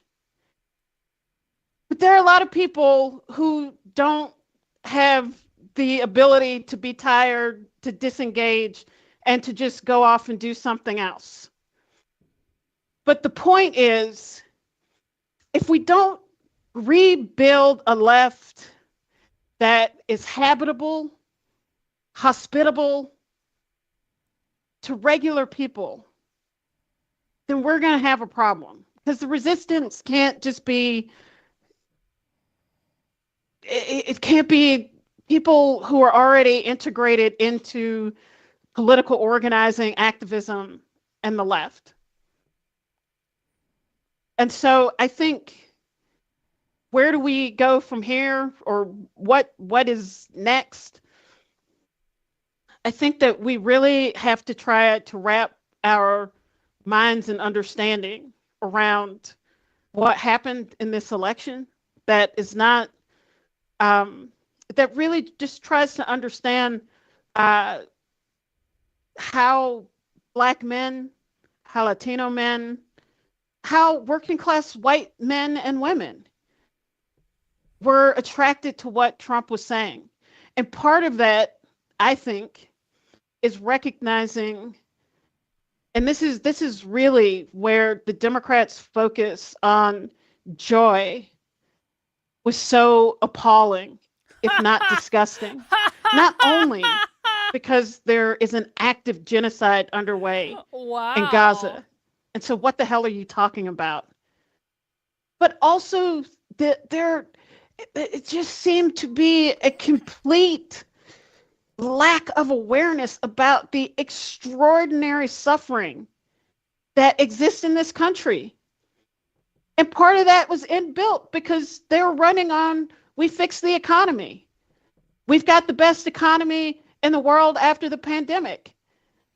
And so if you're running on that, if that's your campaign message and you're an incumbent, okay, then it makes it actually difficult to... Here's what's going to happen over the next 2 to 4 years. The Democratic Party is going to get pulled farther left because the main grievance that the real left has with the Democratic Party, which they're now going to try to exploit, is that Kamala Harris ran to the right. And they're right about that. Kamala Harris's message was not leftist. It was not socialist. It was not communist. Please, stop listening to anyone who's told you Kamala Harris was a communist, because there was literally, I watched the entire DNC start to finish. I drank a lot of beer, but I did watch the entire DNC start to finish. There was nothing about the DNC that was communist and socialist. Actually, the Republicans had an actual fucking socialist speaking on night one of the RNC. There was none of that at the DNC. We kept waiting for the leftist craziness to come up. It didn't come. The real far left protested the DNC. They protested Kamala Harris. They were the ones outside saying, no, this does not work for us. Kamala Harris ran to the right in this election. And that is what is going to convince the left that not only should they never run to the right again, they need to become more extremist leftists in order to win. This is what the far left is going to exploit. And they're going to use it to try to drag the Democratic Party further left. Not that they're going to become Democrats, but they look for every advantage that they can get. And they're going to try to radicalize as many people out of the Democratic Party as possible to say, look, the Democratic Party failed you because they got more conservative. You want to come with the real leftists? We're over here. And because of that, the Democratic Party is going to go, well, we tried going to the right. That didn't work. There's only one other direction for them to go. So Donald Trump winning is not the defeat of the left, guys. Donald Trump winning is actually the defeat of the Democrats running on more conservative messaging. That's what got defeated. The antidote to that is for the Democratic Party to go further left. It's for the real far left to radicalize as many people as they can out of the Democratic Party. No one gives a flying fuck about the Green Party. They don't talk about the Green Party. They don't associate with the Green Party. The Green Party is not relevant to this discussion at all. So the outcome of Trump winning is that the left is going to get more far left. It's not that DEI is dead. It's not that you defeated the left. It's not any of those things. It's that the real far left is just getting started. Appreciate, reflect, see, empathize with the tremendous amount of suffering that exists in this country. And so I think whatever strategy is underway, I mean, there's more to say about the left as an organizing entity offering no resistance to Harris.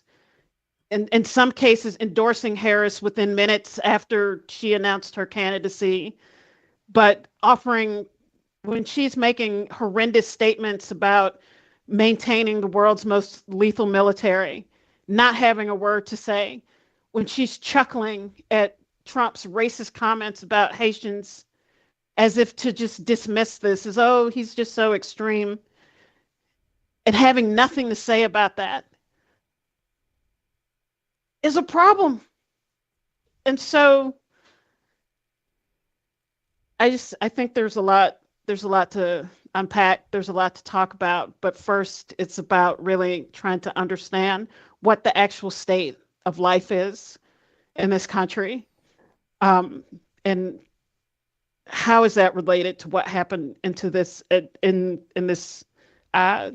campaign, and what the left needs to do as a broadly construed entity to engage with that, to create on-ramps, easy entry points for people to begin to organize, to develop a sense of politics, history, how that shapes our strategy and tactics for what we're going to be doing in the next coming months. All right, guys, we're about halfway through the presentation, so I just want to take a moment to share some resources with people. Now, earlier in the presentation, I mentioned to David that the number one thing he can do is not actually buy my last book. Listen, if you want to buy my last book, fine. It is a good entry-level introduction to the left. I'm not saying I disavow my last book or anything. I don't. My last book is good. But if you want an introduction to the real revolutionary far left, what you need to do is go over to my Substack, which is Carlyn, KARLYN.substack.com. There's a link in the description below, and you need to go to the go to this one, new to my work, start here. And what I need you to do is to watch the How to Speak Socialist presentation. This is going to be right now your best entryway to this type of content, because what this is a 4-hour on-demand class totally for free, where you get to see the left say what they mean when they say capitalism. Why does whiteness mean capitalism? What does gender equity mean? What is the goal of queer? Why do they want to abolish the family? We cover all the basic topics, and I use dozens of clips out of real far leftist trainings to do it. You can find it in that post, or you can go to the How to Speak Socialist section, and it's literally right up at the top. That's going to be your very best resource for getting into my work. If you want to support the work I'm doing, head over here. This gives you lots of ways you can support my work, to include becoming a paid member, monthly member, annual member. You can make one-time gifts. You can donate subscriptions. You can shop in my merchandise store. You can fund my next book on speaksocialist.substack.com. Of course, joining me for my live streams Monday through Friday at 5 p.m. Socialism Saturday on Saturday at 6 p.m. is great. Also, following me on Twitter, following the Telegram channel, sharing my work out to your friends and family. All those are ways you can support the work I'm doing. And as a reminder, until tomorrow at midnight, every single t-shirt in the Unwoke Art store, which is unwokeart.com, you can find a link in the description below. This is my merch store. Every single t-shirt in the Unwoke Art merch store is 25% off. I have almost 50 different anti-communist designs that are just kind of like rebelling against the current leftist ideology. So you can go get some cool swag, get some Christmas gifts. My t-shirts are amazing. I have the best anti-communist merch on the internet, and they are all 25% off until tomorrow night at 11:59 p.m. And so get your orders in, because then they go back up to the regular price. So you might as well get them now. Let's continue. Thank you so much. Thank you so much, everyone, for your thoughts on this. And I really agree with so much of what you've said. And I do want to say one thing that I just, before we go to the next thing, I just want to say one of the things that I think exists in some parts of the left, is one way to say this, but probably not broad enough, is a culture where we can really assess our own limitations and areas where we got to get better without it being taken as an attack on any particular person, right? We have to be able to receive critique. We have to be able to say, like, yeah, look, I didn't do this thing well enough. And sometimes I worry about our ability to even hear it, because even whenever I see someone, saying like, here's a way we have to grow, I can just hear the voices in my head of somebody saying, I was already doing that. What? You ain't talking to me? And all these other kinds. It's like, no, you was already doing it. Good. All right. We no one here is, we champion, we celebrate you, all of that. But if we don't have a culture we can figure out, like, and be able to say, like, what are we not getting right? What do we need to do better? Then we can't be saying we're serious. So please, anyone who feels like you already understood all these things and you got it all figured out, this is not an attack on you. But I can say, I know for me, the morning after the election, as somebody who definitely thought Trump was going to win, all the things that, my comrades here are saying this stuff with a lot more sophistication, but I really felt like, wow, okay, there's some stuff I have to learn, and I have to try to do better. But do people want to respond to any of the things that just got said? We have some interesting questions from the audience. Does anybody have a response to some of the things that we just put out there? Well, I just wanted, I would love to just heartily agree with what Kianga said about the need for good faith debate. Like the need to hold on to the possibility that that we actually can have disagreements, and we can still be part of the same movement, and healthy movements have that capacity. And I think that's the thing that worries me most. And I think it's the way that we've been most infected by social media is, people, like, as soon as a take is shared, it can get denounced with such a fury that it ends it, right? And then, people start self-censoring. So I think we have to figure out how to do that. I joined Blue Sky. It's so far like way less trolly than Twitter, but I don't think this is a social media thing. Like, I think this is something that this needs to happen in person. I think we can do some of it, through forums like this. But even just the way television is now, there's no real debate. There's no disagreement. Maybe you have like a token right winger or a token left winger, but like everyone knows you're not actually changing minds or whatever. So I think we should really think about how to do that and how to model it. And yeah, that's the main thing I wanted to add. Just looking at my notes. Astra, any thoughts? Yeah, I mean, I guess just briefly, like, I know you're saying, shouting out the people who are like, I'm already doing that. But I do think, for me, even reporting a little bit on this story and looking at the organizations that are not big on social media, but that are embedded in communities that are organizing across difference, that are trying to reach people who either, maybe are sympathetic to MAGA or ultimately like voted for the couch in this three-way election, right? Because 90 million people who were eligible to vote didn't vote, or split their ticket or whatever, or just, who are not strongly ideological. Like most people aren't clearly on the left or the right. Like we have, lots of different opinions on things. And I think I'd like to see the left pay more attention to organizers and folks who are actually trying to tether some of our big ideas to the ground and figure out like what can we actually do, what strategies can we actually engage people with, what kind of political education actually works. Which I agree with Naomi's point that we can't dismiss the critique of smugness, right?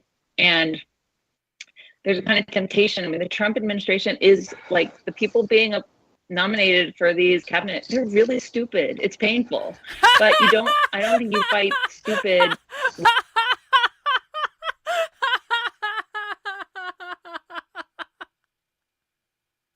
Oh, I hope she names names. It's smart in a condescending way, right? You fight it with sincerity, with being straightforward, with those values. Also, by the way, Astra, have to recognize, and I don't think we're doing this enough, is that the stupidity is smart. If your goal is to dismantle the administrative state, like it's actually smart, and we don't give them credit for that. But they are rendering the government absurd, and if your goal is to destroy the government, it's very smart. It's very smart. Well, and what they've done is they've made the like old Grover Norquist threat to drown the government in the bathtub like hip and cool with some memes, but it's exactly the same. It's the same project repackaged.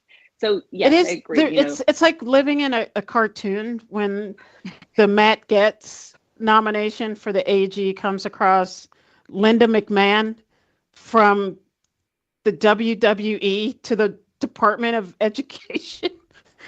Robert F. Kennedy, who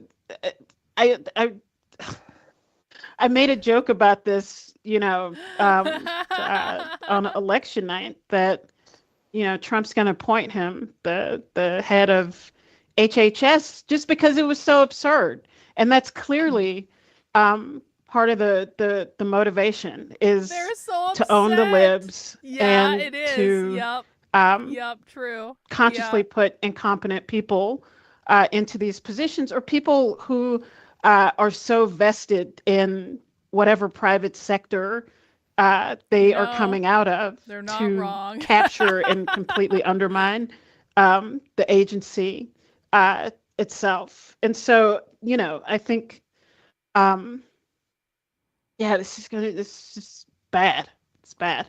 And the more incompetent and terrible government is. I mean, again, these folks, Dr. Oz, it turns out he's diehard dedicated to privatizing Medicare, right? So he has this agenda. But, badly run government serves their purpose because it increases distrust, right? It increases the sense that things don't work and that politicians are corrupt. And we as the left broadly, as disorganized as we are, in a very tough position then of trying to inspire people to imagine a world where the state serves their basic needs in a way that's somewhat functional. And I worry about I've been saying that just because Elon Musk now is, leading the charge against government inefficiency, that we can't polarize ourselves and suddenly be pro inefficiency, right? Like we have to be pro universal, functional, generous, eco-populism, to use your new term name. Yeah. One thing I do think that, there are a lot of places in the movement where you see people working through the kinds of things we need to work through to sort of mass up a little bit, because I do think that was one of the key takeaways, and I hear versions of that. I don't want to put words in anybody's mouth, but we need more people. We need to become bigger, and I think we need to have more entry points, honestly. My comrade Demetrius Noble says we need more entry points into our struggle. Everybody's not going to come. I was deeply involved in the encampments. Most of us were in the protests. Everybody's not going to come to a protest in an encampment like that. See, now they're getting smart about it. Okay, so it started off funny. They were making fun of some of Trump's appointments, and that was kind of hilarious for all of us. But now they're saying, guys, listen, we need to find multiple ways to recruit and radicalize people to the left, because not everyone's going to go to a campus protest. Not everyone's going to go out into the streets. We need to find ways to get inroads into all these places where there are disaffected lefties that are unhappy about what's going on right now, and they're unhappy with the Democratic Party, and they're unhappy with how all this turned out. We need to figure out ways to reach all of them. And by the way, do you hear any of them talking about DEI? They never talk about DEI. They literally never talk about it. This is why I say DEI is like 5 steps removed from what the radical revolutionary far left cares about. DEI is a symptom of the far left. It's not the cause of it. It's not even their primary strategy. These guys literally never talk about DEI. We never hear them talk about it. So DEI is more of a talking point for the right than it is an actual strategy for the left, because if it was an actual strategy for the left, they would be talking about it. Can people on the right take the radicalization strategies of the left? Oh, sure. I would love that. Yeah. People on the right can take all the strategies of the left and try to use them for their own purposes. That's part of why I do this, is to show here is what the left is doing. Literally do a copy paste. We take strategies from the left all the time. We've got a zine project we're working on. That's a strategy from the left. We have a wiki that we're working on. That's basically a strategy from the left. The whole purpose of understanding the left more through these streams is to understand what they're doing so we can get around them. So yeah, I wish they would. Everybody's not going to come to a talk that's already set up in scholarly left radical language that for a lot of folks is alienating, quite frankly. You know what I'm saying? So I think, but there are some places out there, there's a film that we're trying to, get distributed more about the formation of the Amazon labor union. And, with this film, I think, Astrid, you were talking about this at the last event. I mean, it really is a depiction. Listen, this is not about reducing us to say labor is our only strategy. But when you talk about people being there day after day, we're talking about diverse folks who come from all kinds of difference, right? Different religions, different ethnicities, probably different political beliefs, right? But they had to work through it together over a long period of time to get to a goal. So it meant talking to folks. It did mean having that patience, right? To talk to folks who probably on some other areas you really disagree with because you want to forge this goal. And I think that kind of... Offensive Saint, you were in Japan? I hope you had a really nice time. Yeah, we already saw they announced Kash Patel for FBI director. I think it's going to be funny to watch that, man. The intelligence community is going to be pissed. They were already pissed before with Tulsi Gabbard being named DNI. The intelligence community is going to be pissed. But I think it was the right thing for Trump to do. I'm not saying it was the wrong thing for Trump to do. I just think it's going to be entertaining for us to watch it.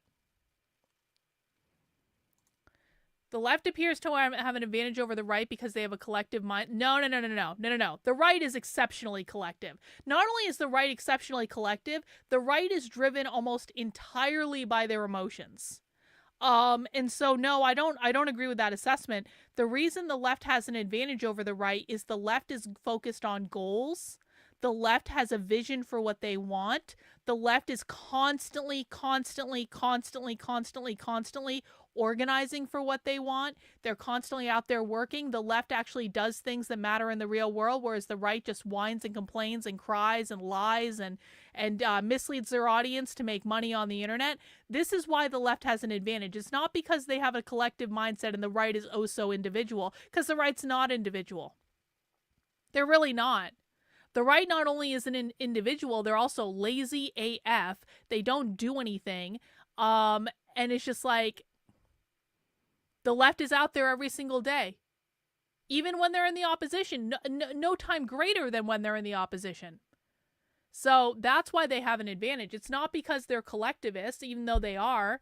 It's because the right is lazy and the right doesn't listen and the right doesn't care about understanding their enemy. And the right doesn't actually believe in anything. The right doesn't have a forward-looking vision for what they want to create in the world. The right doesn't have any sort of organizing program. The right has one activist. That activist is Scott Presler. They only have one. That's why. The right acts more like the left than they admit. Ain't that the truth? Ain't that the truth, Mac B? Ain't that the truth? And I don't say that to hurt anyone's feelings. I say that because people on the right need to hear that, because it's the truth. The reason the left is winning is because the right is completely incompetent. Those kind of campaigns are exciting. You know, there's all kinds of things to be bracketed about the MLS labor union and who they're partnered with and all those things we need to work through. But I think that idea, there's lessons in there beyond simply labor organizing, which has to be key because of the ability to create leverage that labor has, where some of these other strategies don't have the same ability to create the same kind of leverage. But there's also just lessons about how to be with people, how to talk to people across difference that I think I find encouraging. I just wanted to say that. I do think that a lot of the questions, issues, complaints, or whatever about the organizing culture won't necessarily be resolved in the abstract. I think that there are opportunities now. I think a lot of people want to talk. I think they're... No. You're talking... No. Caitlyn Jenner is not a leftist. That is completely wrong. Real communists and real socialists are a thing. We're listening to them right now. Just because Caitlyn Jenner is trans does not mean they're a leftist. That we need to leave. You said a lot of things that are smart so far. I have no idea how to pronounce your name. I'm not even going to try. But like, you said a lot of things that are smart. This is a stupid thing. Let this go, please. Is a desire to understand what happened, even if that is not necessarily connected to doing something. Although I do think that once Trump is inaugurated, and this is less kind of anticipation of things to come, and I have no doubt that they will hit the ground running, just as they did before with the Muslim ban within days. I'm sure they're mapping out where to strike first with deportations and the kind of shock and awe strategy of 2017. And so, you know, I think that there will be multiple opportunities to act. But I think now there is an opportunity to be in. If Trump doesn't do mass deportation, I'm going to be so pissed. I want massive armies going into major cities. I want to see fucking the military activated. I'm not even joking about this. I want to see the military activated. I want to see like armies going into cities where they're just hauling immigrants, like illegals, out of houses and throwing them in the back of a massive truck or whatever, and like and like driving them all off to like deport them. Like I really like, I want to see a massive fucking show of fucking force. And I want the left to be screaming about it and crying about it, and I want Trump to stand there and be like, fuck you, we're not playing this game anymore, get the fuck out. And I don't want any fucking mercy. I don't want any surrender. If you are not here legally, you need to go. Like, now. Conversations and discussions. Like, you know, like this, but also in person, where people want to try to understand. And so No. I already gave you the answer. We don't argue. Caitlyn Jenner is not a communist. Caitlyn Jenner has nothing to do with what we're talking about. I don't care what the rest of your argument is. If you aren't here to learn, then you need to go. Equality is not what the left supports. The left supports equity. The left does not want equality, and Caitlyn Jenner has nothing to fucking do with what the left is doing. So I understand that you're new. It's fine to be new. You said some smart stuff, but you don't argue with me on my stream. Your role is to sit and to listen and to learn, and if you have questions, you can ask those questions, but once I've already given you an answer, if you come back and try to argue with me, that's not going to go over well for you. I promise you.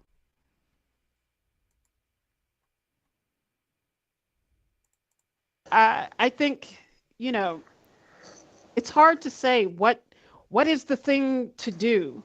But I do think that there are opportunities to talk, for people to be together. But also very quickly in January, there'll be a need to act. And, you know, we'll have to have some of these conversations and debate in real time about how are we organizing, who are we organizing with, and how are we responding to these attacks in the most collaborative and forceful way. Could I throw out one question? Well, one thing I just want to say one quick thing about just building on that, which is that I think these are very interrelated in the sense that if people are organizing to prevent the deportation of their neighbors or their coworkers, through direct action and all kinds of, tactics that we did. I think that was the best of the resistance, in the early days of the last Trump administration. That what I was saying earlier about like what are the animating values, building from action to narrative of like, what do we believe in? Who are we? Those are very, very compatible. In fact, I think it's better than just, sort of brainstorming slogans out in the ether, which isn't going to get us anywhere. It's how we tell the story of what we're doing and why we're doing it, I think is really going to matter, especially because they are going to break the country. I say this from Canada. I'm a U.S. citizen. No, you can't. Yeah, I'm a dual citizen, by the way. This is why I butt into U.S. affairs. But also, we're all affected by what's going on there. And I know there's people listening around the world who feel, who know that this is a contagion, that Trump is emboldening, the worst parts of their own governments. But yeah, I think I'll leave it there because I interrupted. Can I add one more? Can I add one more interruption? I think as we're also assessing where the left's weaknesses and mistakes, Kienge used the phrase resistance 2.0. And I think,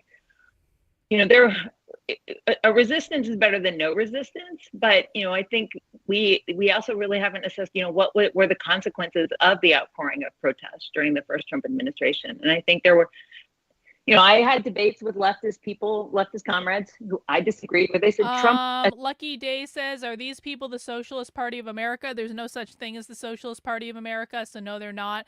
The far left is usually not a member of a political party. So if you're thinking about the far left as being part of a political party, that's going to be your first mistake, because usually they don't care about politics. They don't care about elections. They're doing a debrief now to try to figure out how to recruit more people to the left, but that's not about a political party. So the left does not gain power through political parties. Most of them don't really care about political parties. Most of them denounce participation in elections entirely because the electoral system and government is not how they get power. So the first Trump administration was really good for the movement, right? It got people out. And my response was, yeah, it mobilized people, right? There were the biggest protests in history, mass mobilization. A lot of people protested for the first time, which is always great. It's great to get people into movements for the first time. But that mobilizing, there's the classic distinction between mobilizing and organizing.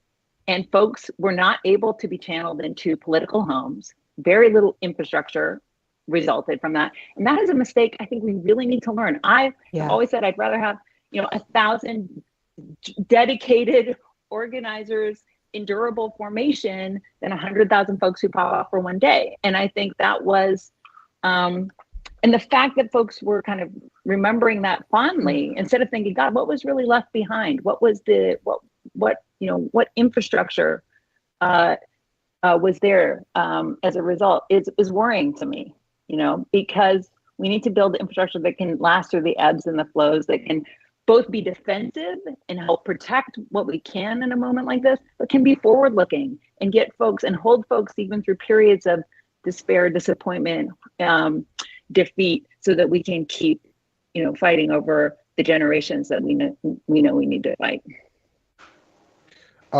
So this is all great. We have some really interesting questions from the audience, which I think are going to walk us into some even more specific territory. But two things I want to say is we have a number of people assembled on this call right now. I'm sure a lot of people who are on this call are already in organizing formations, but I think we can't afford to take for granted the fact that we have folks on this call right now. So if you're on this call and you don't have like an organizing home and you're not sure what to do, but you want to get connected and you want to stay connected, I'm going to commit. I should not put more on my plate, but I'm going to commit to work with Anthony and others to make sure that we can figure out what's the best way for you to get connected in the state, and to somehow take this group, like literally these people who are taking their time to listen to this call, to make sure that this continues, because we're not going to handle everything in an hour and a half. But any assemblage of people who are serious, we got to get going. So I just want to commit to that. Please reach out to us and we'll figure it out, and we'll talk over with Anthony how to do that part. The other thing I wanted to ask was, there's one thing we've talked about. There's a number of things on the table right now that Democrats could be doing, people in power could be doing right now. I mean, I know that, for example, I had a colleague who works in the sanctuary movement who said there's protections for mass pardons that could happen, that could help people with these deportations. There's all kinds of steps that could be taken that I don't think are being taken. I mean, and I know it seems unlikely, even as these arrest warrants are being, delivered for Netanyahu, we're still seeing the Biden administration veto in the UN, calls for an arms embargo. But what do we think about the value of pushing for some of these things right now? Is that sort of not a good use of our energy, or is it like a way that we can kind of already roll into the momentum that we're going to need for January? Do folks have thoughts? Or like ask them not to start World War III as like their final parting farewell. Yeah. I mean, I personally think it is, and I think especially the groups who, but all of us, but especially the groups who made this argument that we're voting for the terrain on which we fight, right? That we can push centrist Democrats, we might not love them, but we can get more done when they're in power. I think that that's true, there's one in power right now, there's also one in power in California and another in New York State. I mean, there's no shortage of corporate Dems, who can be pushed by the left. And so, I do think that there should be a lot of pressure in this interim period, but also be afterwards to not make a sort of hashtag resistance alliance with Gavin Newsom, but to push him extremely hard. But I guess this is I saw on one of the social media platforms that I was on, a kind of liberal lashing Judy. out in response to. Thanks for the nice super sticker, Judy. I really do appreciate it. You've always been a wonderful supporter. I appreciate you. Guys, looks like we are 47% of the way to the goal for today. If you feel like supporting the work I'm doing, please feel free to send in a super chat for me streaming this for you. If you have questions, please let me know. We do have, looks like about a half hour left of the presentation. So we're getting into the Q&A. The Q&A is always the best part of the presentation. Hopefully we get some good stuff in the back half. Been a little bit dry, if I'm honest about it, but it is important for us to hear this. It's important for us to listen to the boring stuff as much as it's important for us to listen to the juicy stuff. And so it's important for us to hear kind of where their head is at in regards to the election. It's important for us to hear that they are going to use this to try to radicalize more people. They're already talking about that. It's important for us to hear them shit talk Donald Trump and his cabinet because that's just funny. But let's keep going. People saying Biden should be proactive, and the Democrats, of course, should be with the judges, appointing the judges, issuing pardons. And, this woman was like, all you quote unquote progressives, who weren't out pounding the pavement for Harris should just STFU, just shut up. And so this is part Hang on, we do have a question over on Rumble from Yohalo. Will Trump arrest the socialist types like Antifa? No, absolutely not. That is not the plan for mass deportations. The plan for mass deportation is for Trumps to deport illegal immigrants. But Antifa are not illegal immigrants. Most Antifa are born in the United States. Most socialists are born in the United States. So there's no reason for Trump to arrest them. The dynamic that I'm talking about, that without and it's not like we can stop everything, have a debate, have an assessment, vote, do we agree or not agree before we move on. I'm just saying, when you don't see anything happening, when major events are happening, that this is part of understanding why that is. So, of course, I think we should be pressuring this administration for its last 50 days or whatever to be doing everything that it can do. But it is curious to me that the actual, I'm a person who gets on the internet sometimes, I write some things, but it is the people who actually have relationships with people in the administration, who have organizations with budgets, not the little grassroots coalition that is just trying to keep its head above water and, trying to figure out how to keep their neighbors from being picked up. But, they're big groups that exist. And so that is part of the frustration. I feel frustrated. This is part of the frustration, part of the question. The people who are telling us that on November 6th, we're ready to rock and roll. I know we are putting all of our focus into this election, but November 6th, we are ready to go. Not ready to go, because we have 6 or 7 weeks, and it's really difficult to ascertain what exactly those forces are doing to at least build this part of the resistance.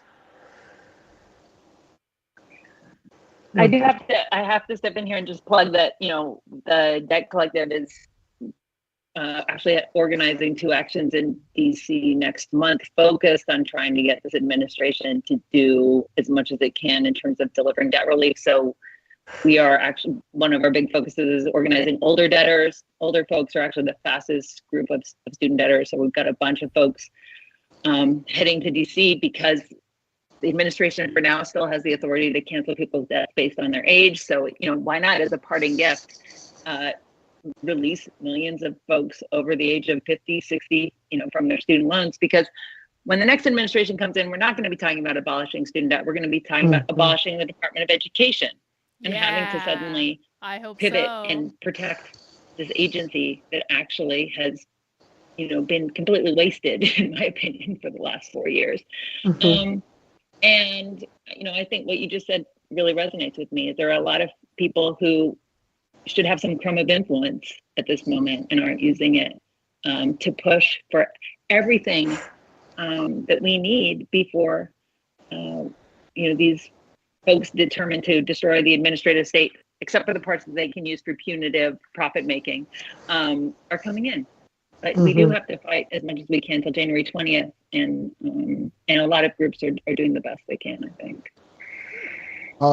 I do want to kind of turn to audience questions, and I'm Astrid, I do want to direct the first one at you because I think you may have something to say about this.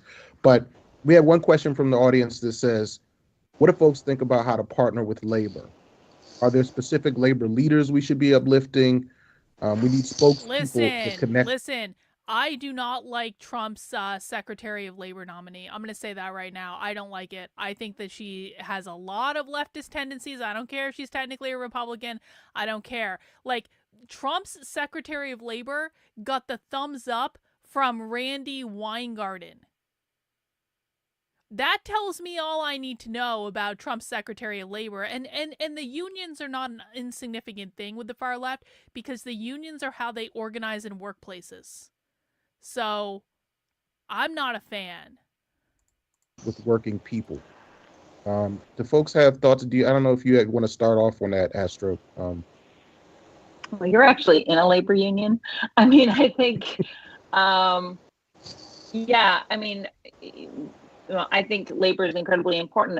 Labor is going to be organizing on tougher terrain with the new administration as well, but and I know that there are debates about what strategy should be taken, but, labor is one of the few areas of sort of the progressive movement broadly that has resources, billions of dollars in assets that could be mobilized to prioritize organizing, building up those numbers, fighting aggressively. And that seems like an urgent necessity to me. I definitely am watching, UAW with interest, and the calls for a general strike in 2028, which is very ambitious, but at least is kind of setting an interesting horizon. I do think that non-labor groups do have to think about ways to come into alignment. Debtor organizing, part of why I've stayed dedicated to it and why I think it's intriguing is that it complements labor organizing, right? I mean, the debts we take on are a form of wage theft. We're underpaid at the job, so we have to borrow for our basic necessities. So in that sense, working people are robbed twice. And, hang on. I think there's. Is it true that Randy Weingarten, who is the head of the teachers unions, one of the teachers unions, said that she doesn't care about the Department of Education? Yup. That's very true. This is why I kept trying to tell people, and I'll still keep trying to tell people, the Department of Education does not.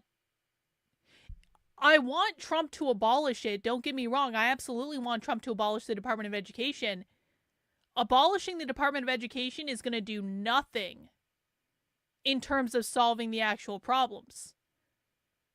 To the extent that the head of the teachers union said she doesn't really care if he does it or not. That should tell you all you need to know.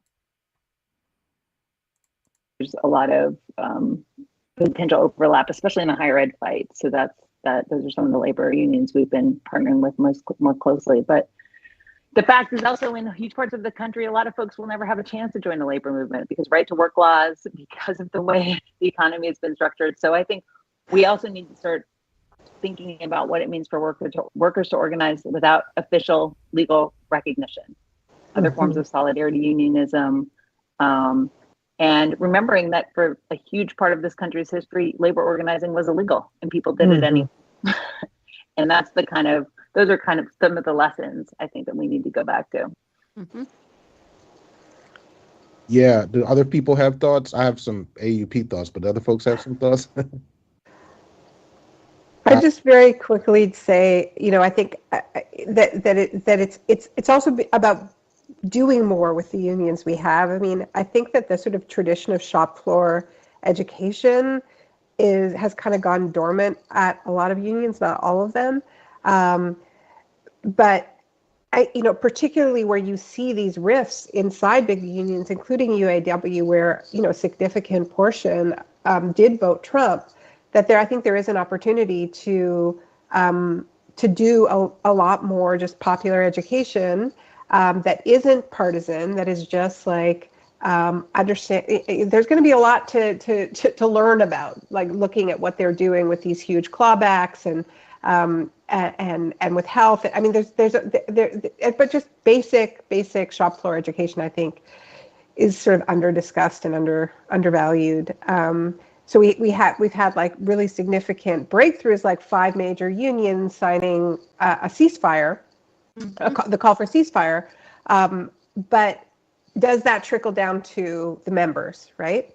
But the disruption piece is also huge, just in terms of unmasking who these people are in the Trump administration, because of course part of how they were elected was doing a better job of claiming that they are fighting for working people than the Democrats. And as soon as there's a disruptive strike, that is going to be unmasked very, very quickly.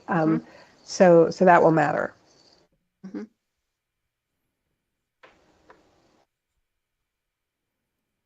Yeah, absolutely.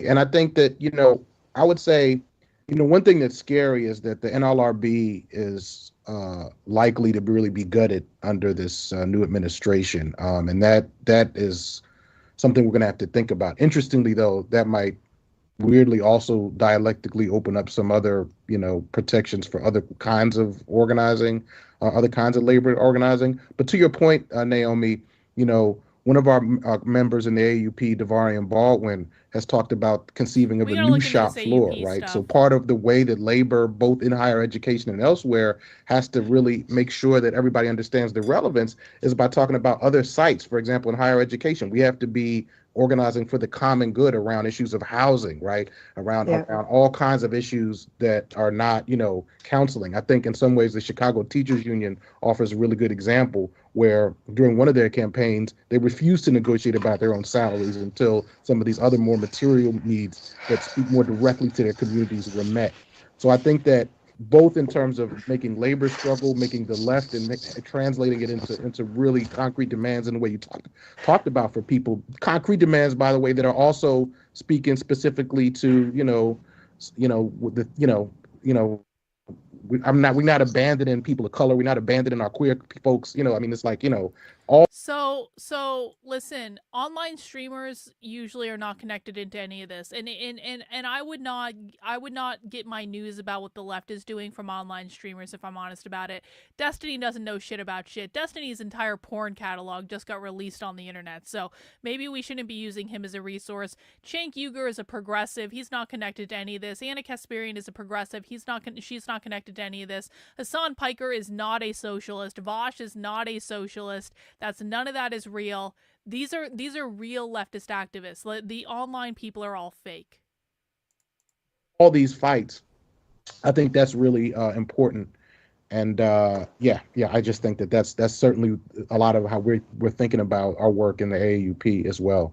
I wanted to ask, there's another question from an audience member here that I wanted to lift up because that talks about potential points of common. Hang on, Trendlin, thank you for the question. Are the trade unions also filled with socialists? All unions are socialist. All unions are socialist, but that doesn't mean that everyone in a union is a socialist. A lot of people have to be in unions because that's just the way it works. But all unions are fundamentally socialist, and all unions are being used to recruit more leftists. And it doesn't matter what type of union it is, it all comes from the same place. They're all using the same strategy. All unions should be considered socialist, if not, unless proven otherwise. But that, again, it doesn't mean that if you're in a union, that doesn't mean you're a socialist. We should never assume that someone is a socialist because they're in a union. But the function of unions is fundamentally socialist. And saying, how do we search for the points of commonality that we have with, I'm just going to read it. They're saying with some of the apolitical MAGA inclined people. Sincerity is good, but we need access. How do we access the people that we need to? When I first saw this, I thought about a quote that Kianga actually wrote a few years ago in 2021, where she said, last fall, the number of Americans expressing a desire for the government to do more to solve the country's problem had risen to 54%. And then there was another, I think, poll that essentially said 71% of Republicans under 45 said they enforced increased public spending, which and even if it means raising taxes. Now, we may be in a different world in 2021, but that's a lot of people at that time. It's the same world. If you look up the numbers, they're the same. They might even be a little bit higher. So, yeah, I just wonder about points of commonality. If Kianga, if you had anything to say about it. Sometimes it's hard to find those points abstractly, and that it really is in moments of crisis and struggle that people can kind of see beyond the things that separate them. And I think one of the dynamics that we're going to see is a lot of people who in the abstract think about deportation, opening up space, think that it's fine. All right, hang on. I got a question over on Rumble. Only got about 15 minutes left of this presentation. What's your opinion on Bannon, Charlie Kirk, Bongino, etc.? I mostly watch. I don't watch any of those people, and I will never watch any of those people. None of those people know what the real radical revolutionary left is doing. Charlie Kirk is one of the stupidest fucking people in the world. Please don't listen to Charlie Kirk. Charlie Kirk is a moron. Steve Bannon, I think, is probably smart, but he has no idea about any of this. Dan Bongino absolutely has no idea about any of this. So if you listen to all those people, you're going to get the same typical bullshit conservative talking points. You're going to get shielded the political narrative. You're not going to get told the truth about what's going on. So my recommendation is don't listen to any of them. Use primary source information. I'm not even saying you should listen to me. I'm saying you should use primary source information. That's what I would do.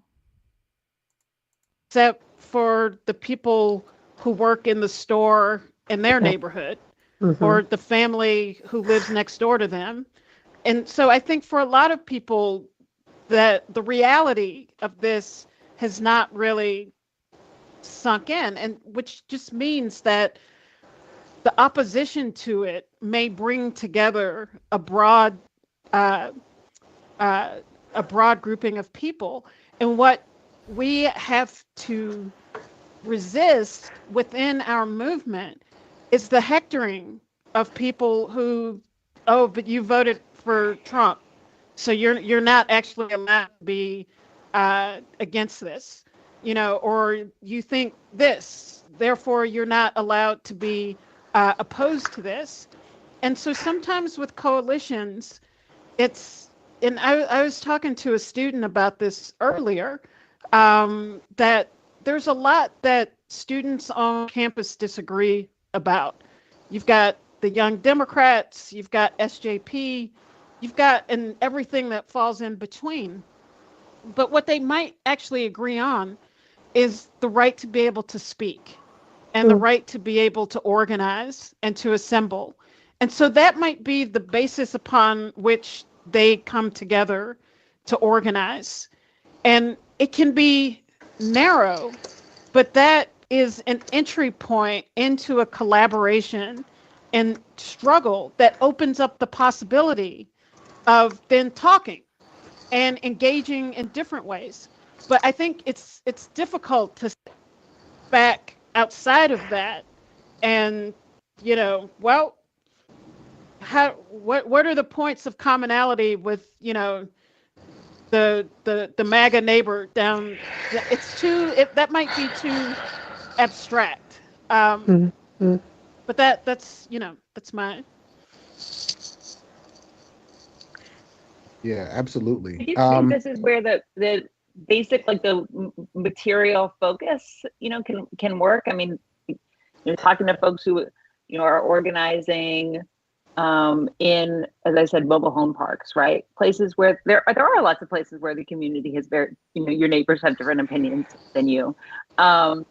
This is where sometimes electoral organizing can be good. Again, in states that have ballot measures, sometimes those ballot measures are really clarifying, right? The billionaire is paying to repeal the capital gains tax. Mm-hmm. Hey, this isn't about Democrats. This is about the rich trying to screw us all and defund schools, defund healthcare.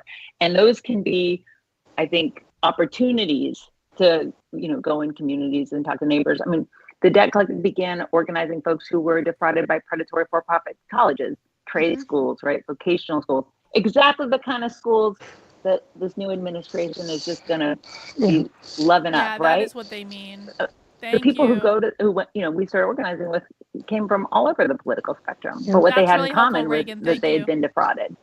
And then that became a point of contact to have bigger conversations that ultimately led to, why isn't education free? Why isn't it a right for everybody? Mm-hmm. So I do think the material, is it, the pocketbook issues. And that's why when these Democratic consultants are like, oh, we're going to talk populist, they don't really mean it, right? Mm-hmm. And the people who mean it and will really talk in a straight, honest way, are not the folks running the party right now. Mm-hmm. But there are people doing that, and it's not a silver bullet, right? Because people's minds don't change with one conversation, but it can be transformative if you take the time to do it, and I've seen that. But I think what Astrid just said is really important. Is people's ideas are very fluid, and they're changing. Everything is changing constantly, and I think that what we're saying is that we have to be open to that. Mm-hmm. We have to be open to people. We have to be open to the capacity of people to change their minds and not just write people off or create 1,000 different barriers to becoming involved in a struggle. That if you don't believe this, and that, you're not welcome here, because they will be welcome somewhere else, right? Yeah. Like there's a struggle over the disenfranchised, the disenchanted, the ordinary people who are horrified about what's happening. There's a struggle. And so we're either going to try to influence that, we're either going to build structures that bring them in and be open to learning from them. We're either going to do that, or we're going to suffer the consequences of being small, mm-hmm. and all the problems that come when your movement is too small at the historical and political moments when it matters. Mm-hmm. Yeah, and I think that's the absolute key point, and it's why these issues, like, it can feel like, just turning on each other in a time of crisis, like to talk about these issues, or this self-criticism about left culture. It matters because things are going to get so bad so quickly. Like we can think about it as organizers about how Trump is a shock machine. This is the strategy. They're going to try to do everything all at once, but things are going to start breaking all at once, right? I personally think them putting the richest man in the world in charge of the worst austerity the United States has ever seen might be a bad idea. Like, I think that could backfire. Actually having Elon Musk at the wheel of massive layoffs and like cutting off people's food stamps, it's going to be, and if we can't tell a story about that, about class war, what are we doing, That's but interesting. Also, exactly as Kanga said, like what? That's interesting. I hadn't thought of that. They're going to use Elon Musk and this Doge thing to help try to raise class consciousness about, look, guys, the richest man in the world is making decisions to cut programs that impact poor people.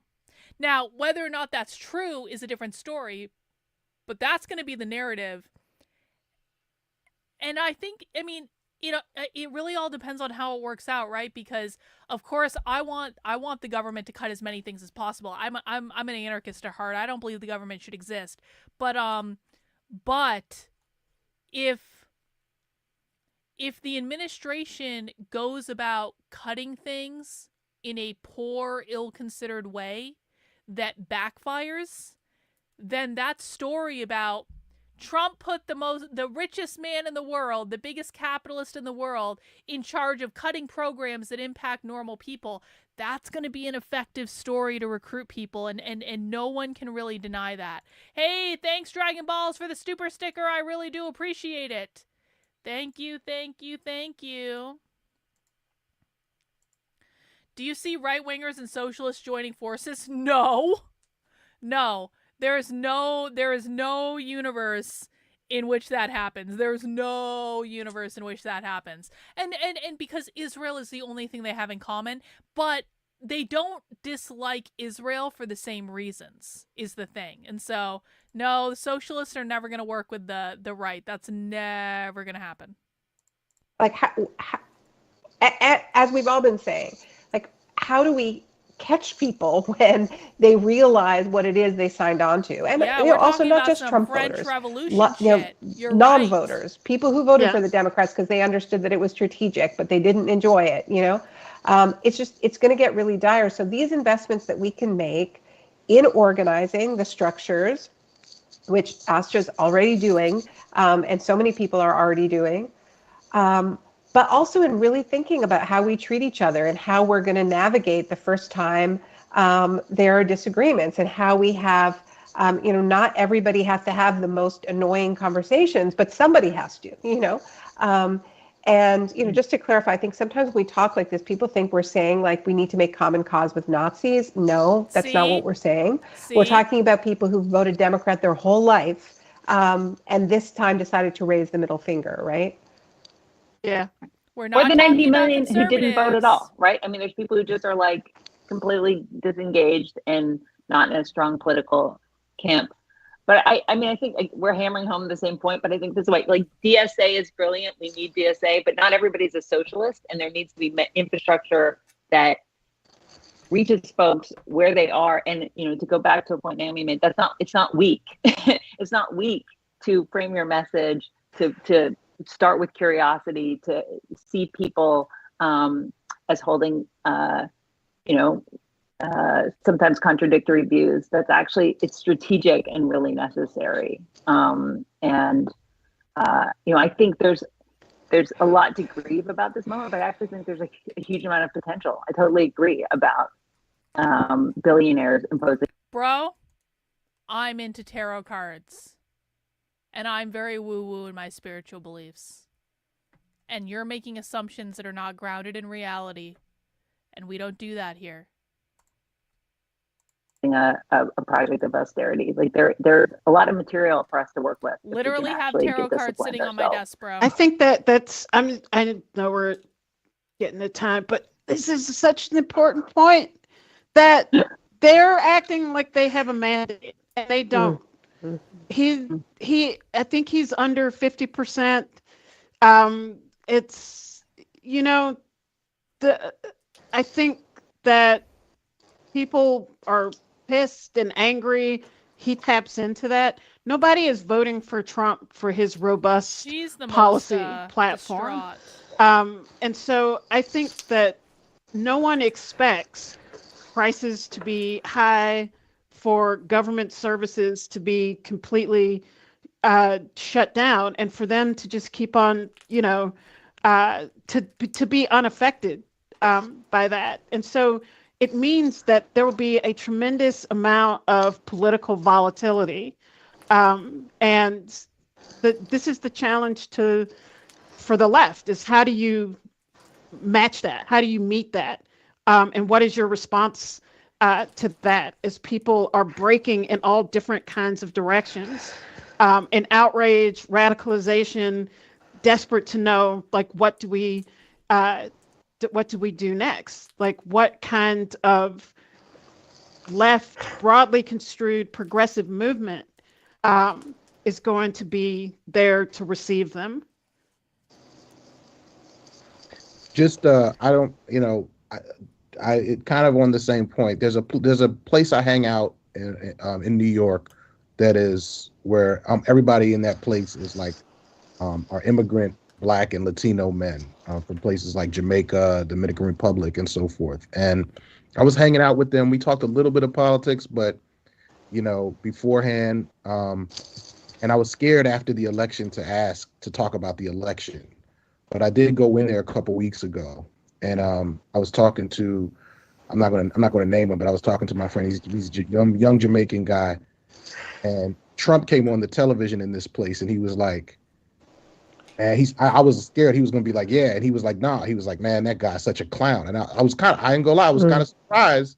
I was like, oh wow, I said you don't rock with Trump. He said no, he said none of us in here rock with Trump. He goes, but he also said none of us in here voted.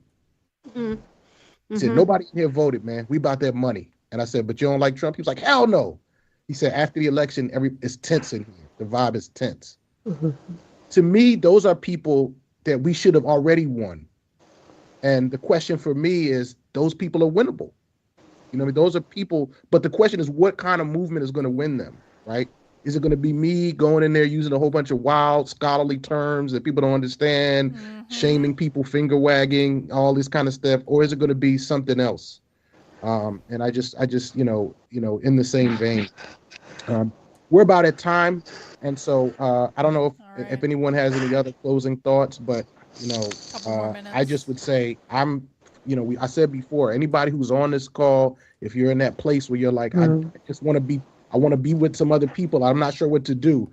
Reach out. We're going to figure it out. Y'all, some of y'all who already know what things that you're doing, you got to be part of that too now.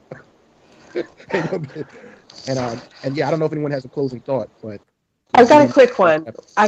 Which is, what we've been talking about when we make a distinction between organizing and, just throwing everything at one big demo. We're talking about building a movement, right? And a movement that is not single issue, that is guided by a different worldview, that can grow big enough, that it can provide a credible vision for how we get from here to somewhere very, very different, right? And the reason why it matters that we not self-marginalize is that it's only a large movement that can be credible in the face of the forces that we're up against and the money that we're up against. So that's part of how, one of the questions that we had was, isn't this sort of ideological projection to think that people who voted for Trump might move to the left? I think people made a calculation that he was offering something more credible than us, right? Mm-hmm.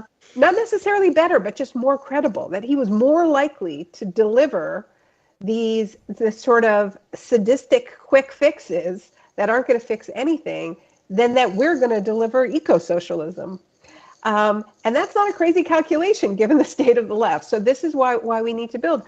But the other piece of it is about being in a movement is that feeling of overwhelm that we have, and also that feeling of fatigue that Kianga mentioned, which comes from the reality of this grinding culture layered on top of a pandemic and all the other things that people are carrying, is that in a movement, we can prioritize, we can strategize. Not everybody has to do everything, right? We divide and conquer, and also we can tag out, right? That taking a rest if you need a rest when you're part of a movement doesn't mean giving up, because there are other people who are moving when you need to rest and are able to hold you. So, being tired is understandable, and that is why you should join a movement, not why you shouldn't. And thanks for tuning in. The response to this was really beautiful and overwhelming, and I just love talking with all of you.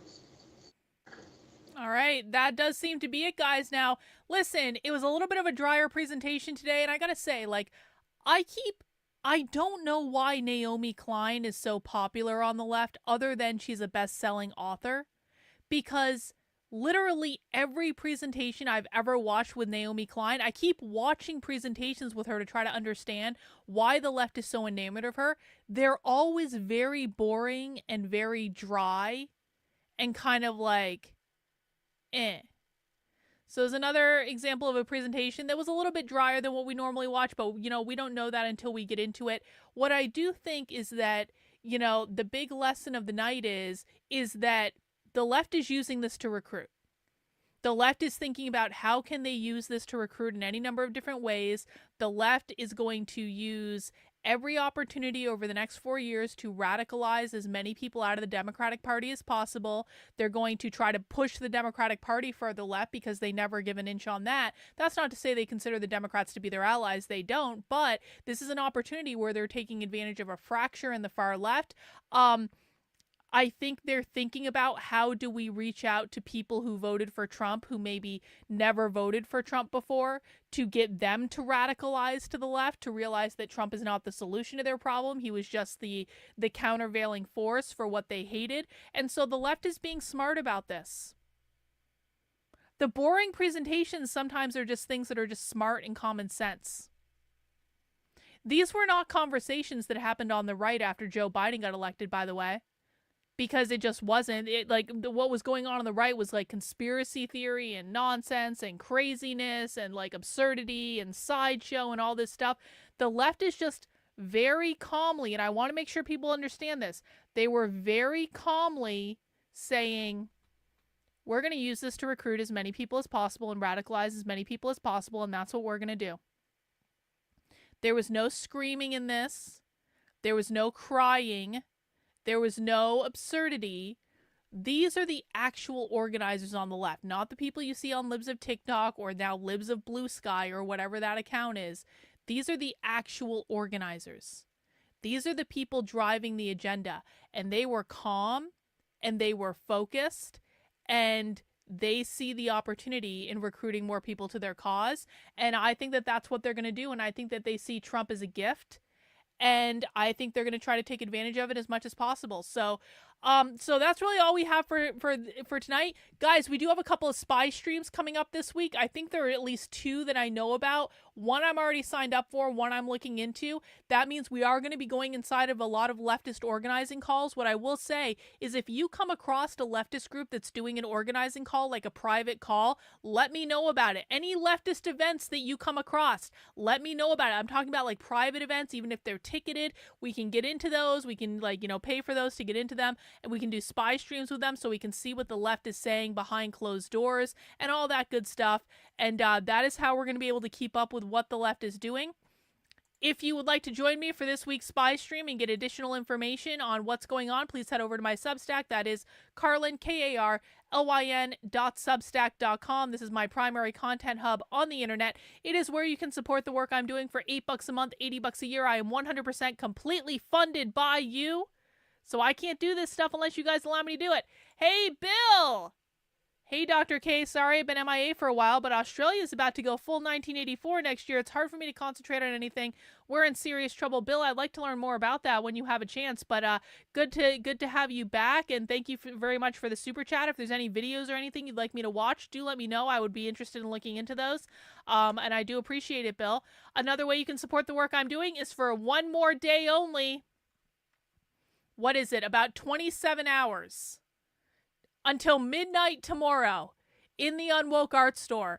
Every single t-shirt in the Unwoke Art Store is going to be 25% off. All of these t-shirts come in multiple colors, so you can click into them and see, like, so example, this Santa Hates Socialist t-shirt, it comes in black, it comes in red, it comes in green, it comes in gold, it comes in natural, it comes in purple, it comes in black heather, it comes in vintage white, lots of different options for these things. Every single t-shirt in the store is 25% off until tomorrow at midnight, and all of this stuff does help fund the work I'm doing. You guys get some great anti-communist designs, get some great anti-woke designs, counterculture designs, even some Trump designs like the American Gangster Trump mugshot shirt. You get the Socialists Always Lie shirt.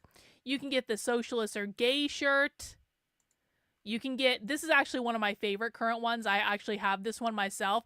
Men Are Not Women. I love this shirt. It looks so cool. Actually, I want to get that one in the heather red. That looks badass. I should pick up that one for myself. But lots of great stuff in the Unwoke Art Store, and the t-shirt sale lasts until tomorrow at midnight, and you can pick up some great gifts. You can pick up some stuff for yourself. My t-shirts are all high quality. They're all a nice jersey fabric. They work for both men and women, and whiteness means, I mean, I gotta get this one too. Look at this one. This one even comes in pink. Look at that. Pink, purple, very girly. Anyway, lots of cool stuff happening in the Unwoke Art Store. We got the massive Black Friday t-shirt sale until tomorrow at noon. And of course, all purchases do support my work, which I really, really, really, really, really do appreciate. I'm going to go get some dinner now. We just got some Chinese food delivered, and that's always exciting. But guys, I take Sundays off. We will be doing a movie night in the supporter Discord tomorrow. Check in on the Substack if you want access to the supporter Discord. Look in the Unwoke Roundup email. It is available to supporters on the Substack. You can find the link in the current Unwoke Roundup email. I will be sending out a new Unwoke Roundup email tomorrow if that link doesn't work for some reason. So you can get in, and I am going to be suffering through Monty Python and the Holy Grail tomorrow. I don't like Monty Python. I'm watching it for you guys. It's fine. I'll survive. But we are going to be doing movie night tomorrow at 8 p.m. And that's all she wrote, guys. So take care of yourselves. Have a great rest of your day, and we'll see you soon. Bye.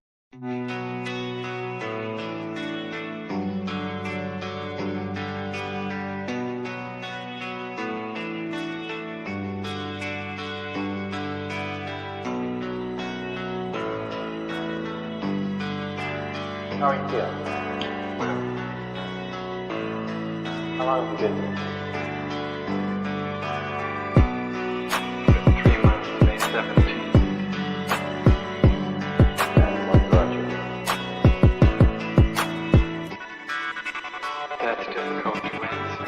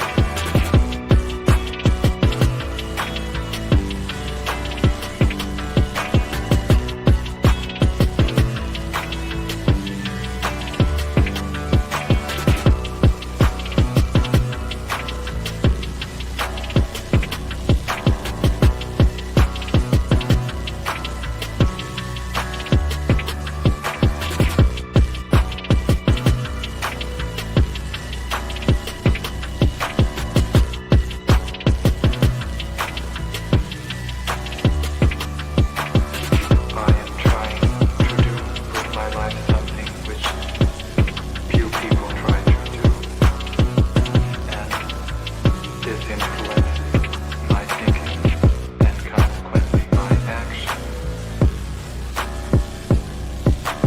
What is it you're trying to do with your life? Play the piano for people. I'm not clear. How is it that playing the piano for people has eventually resulted in your being here in the hospital?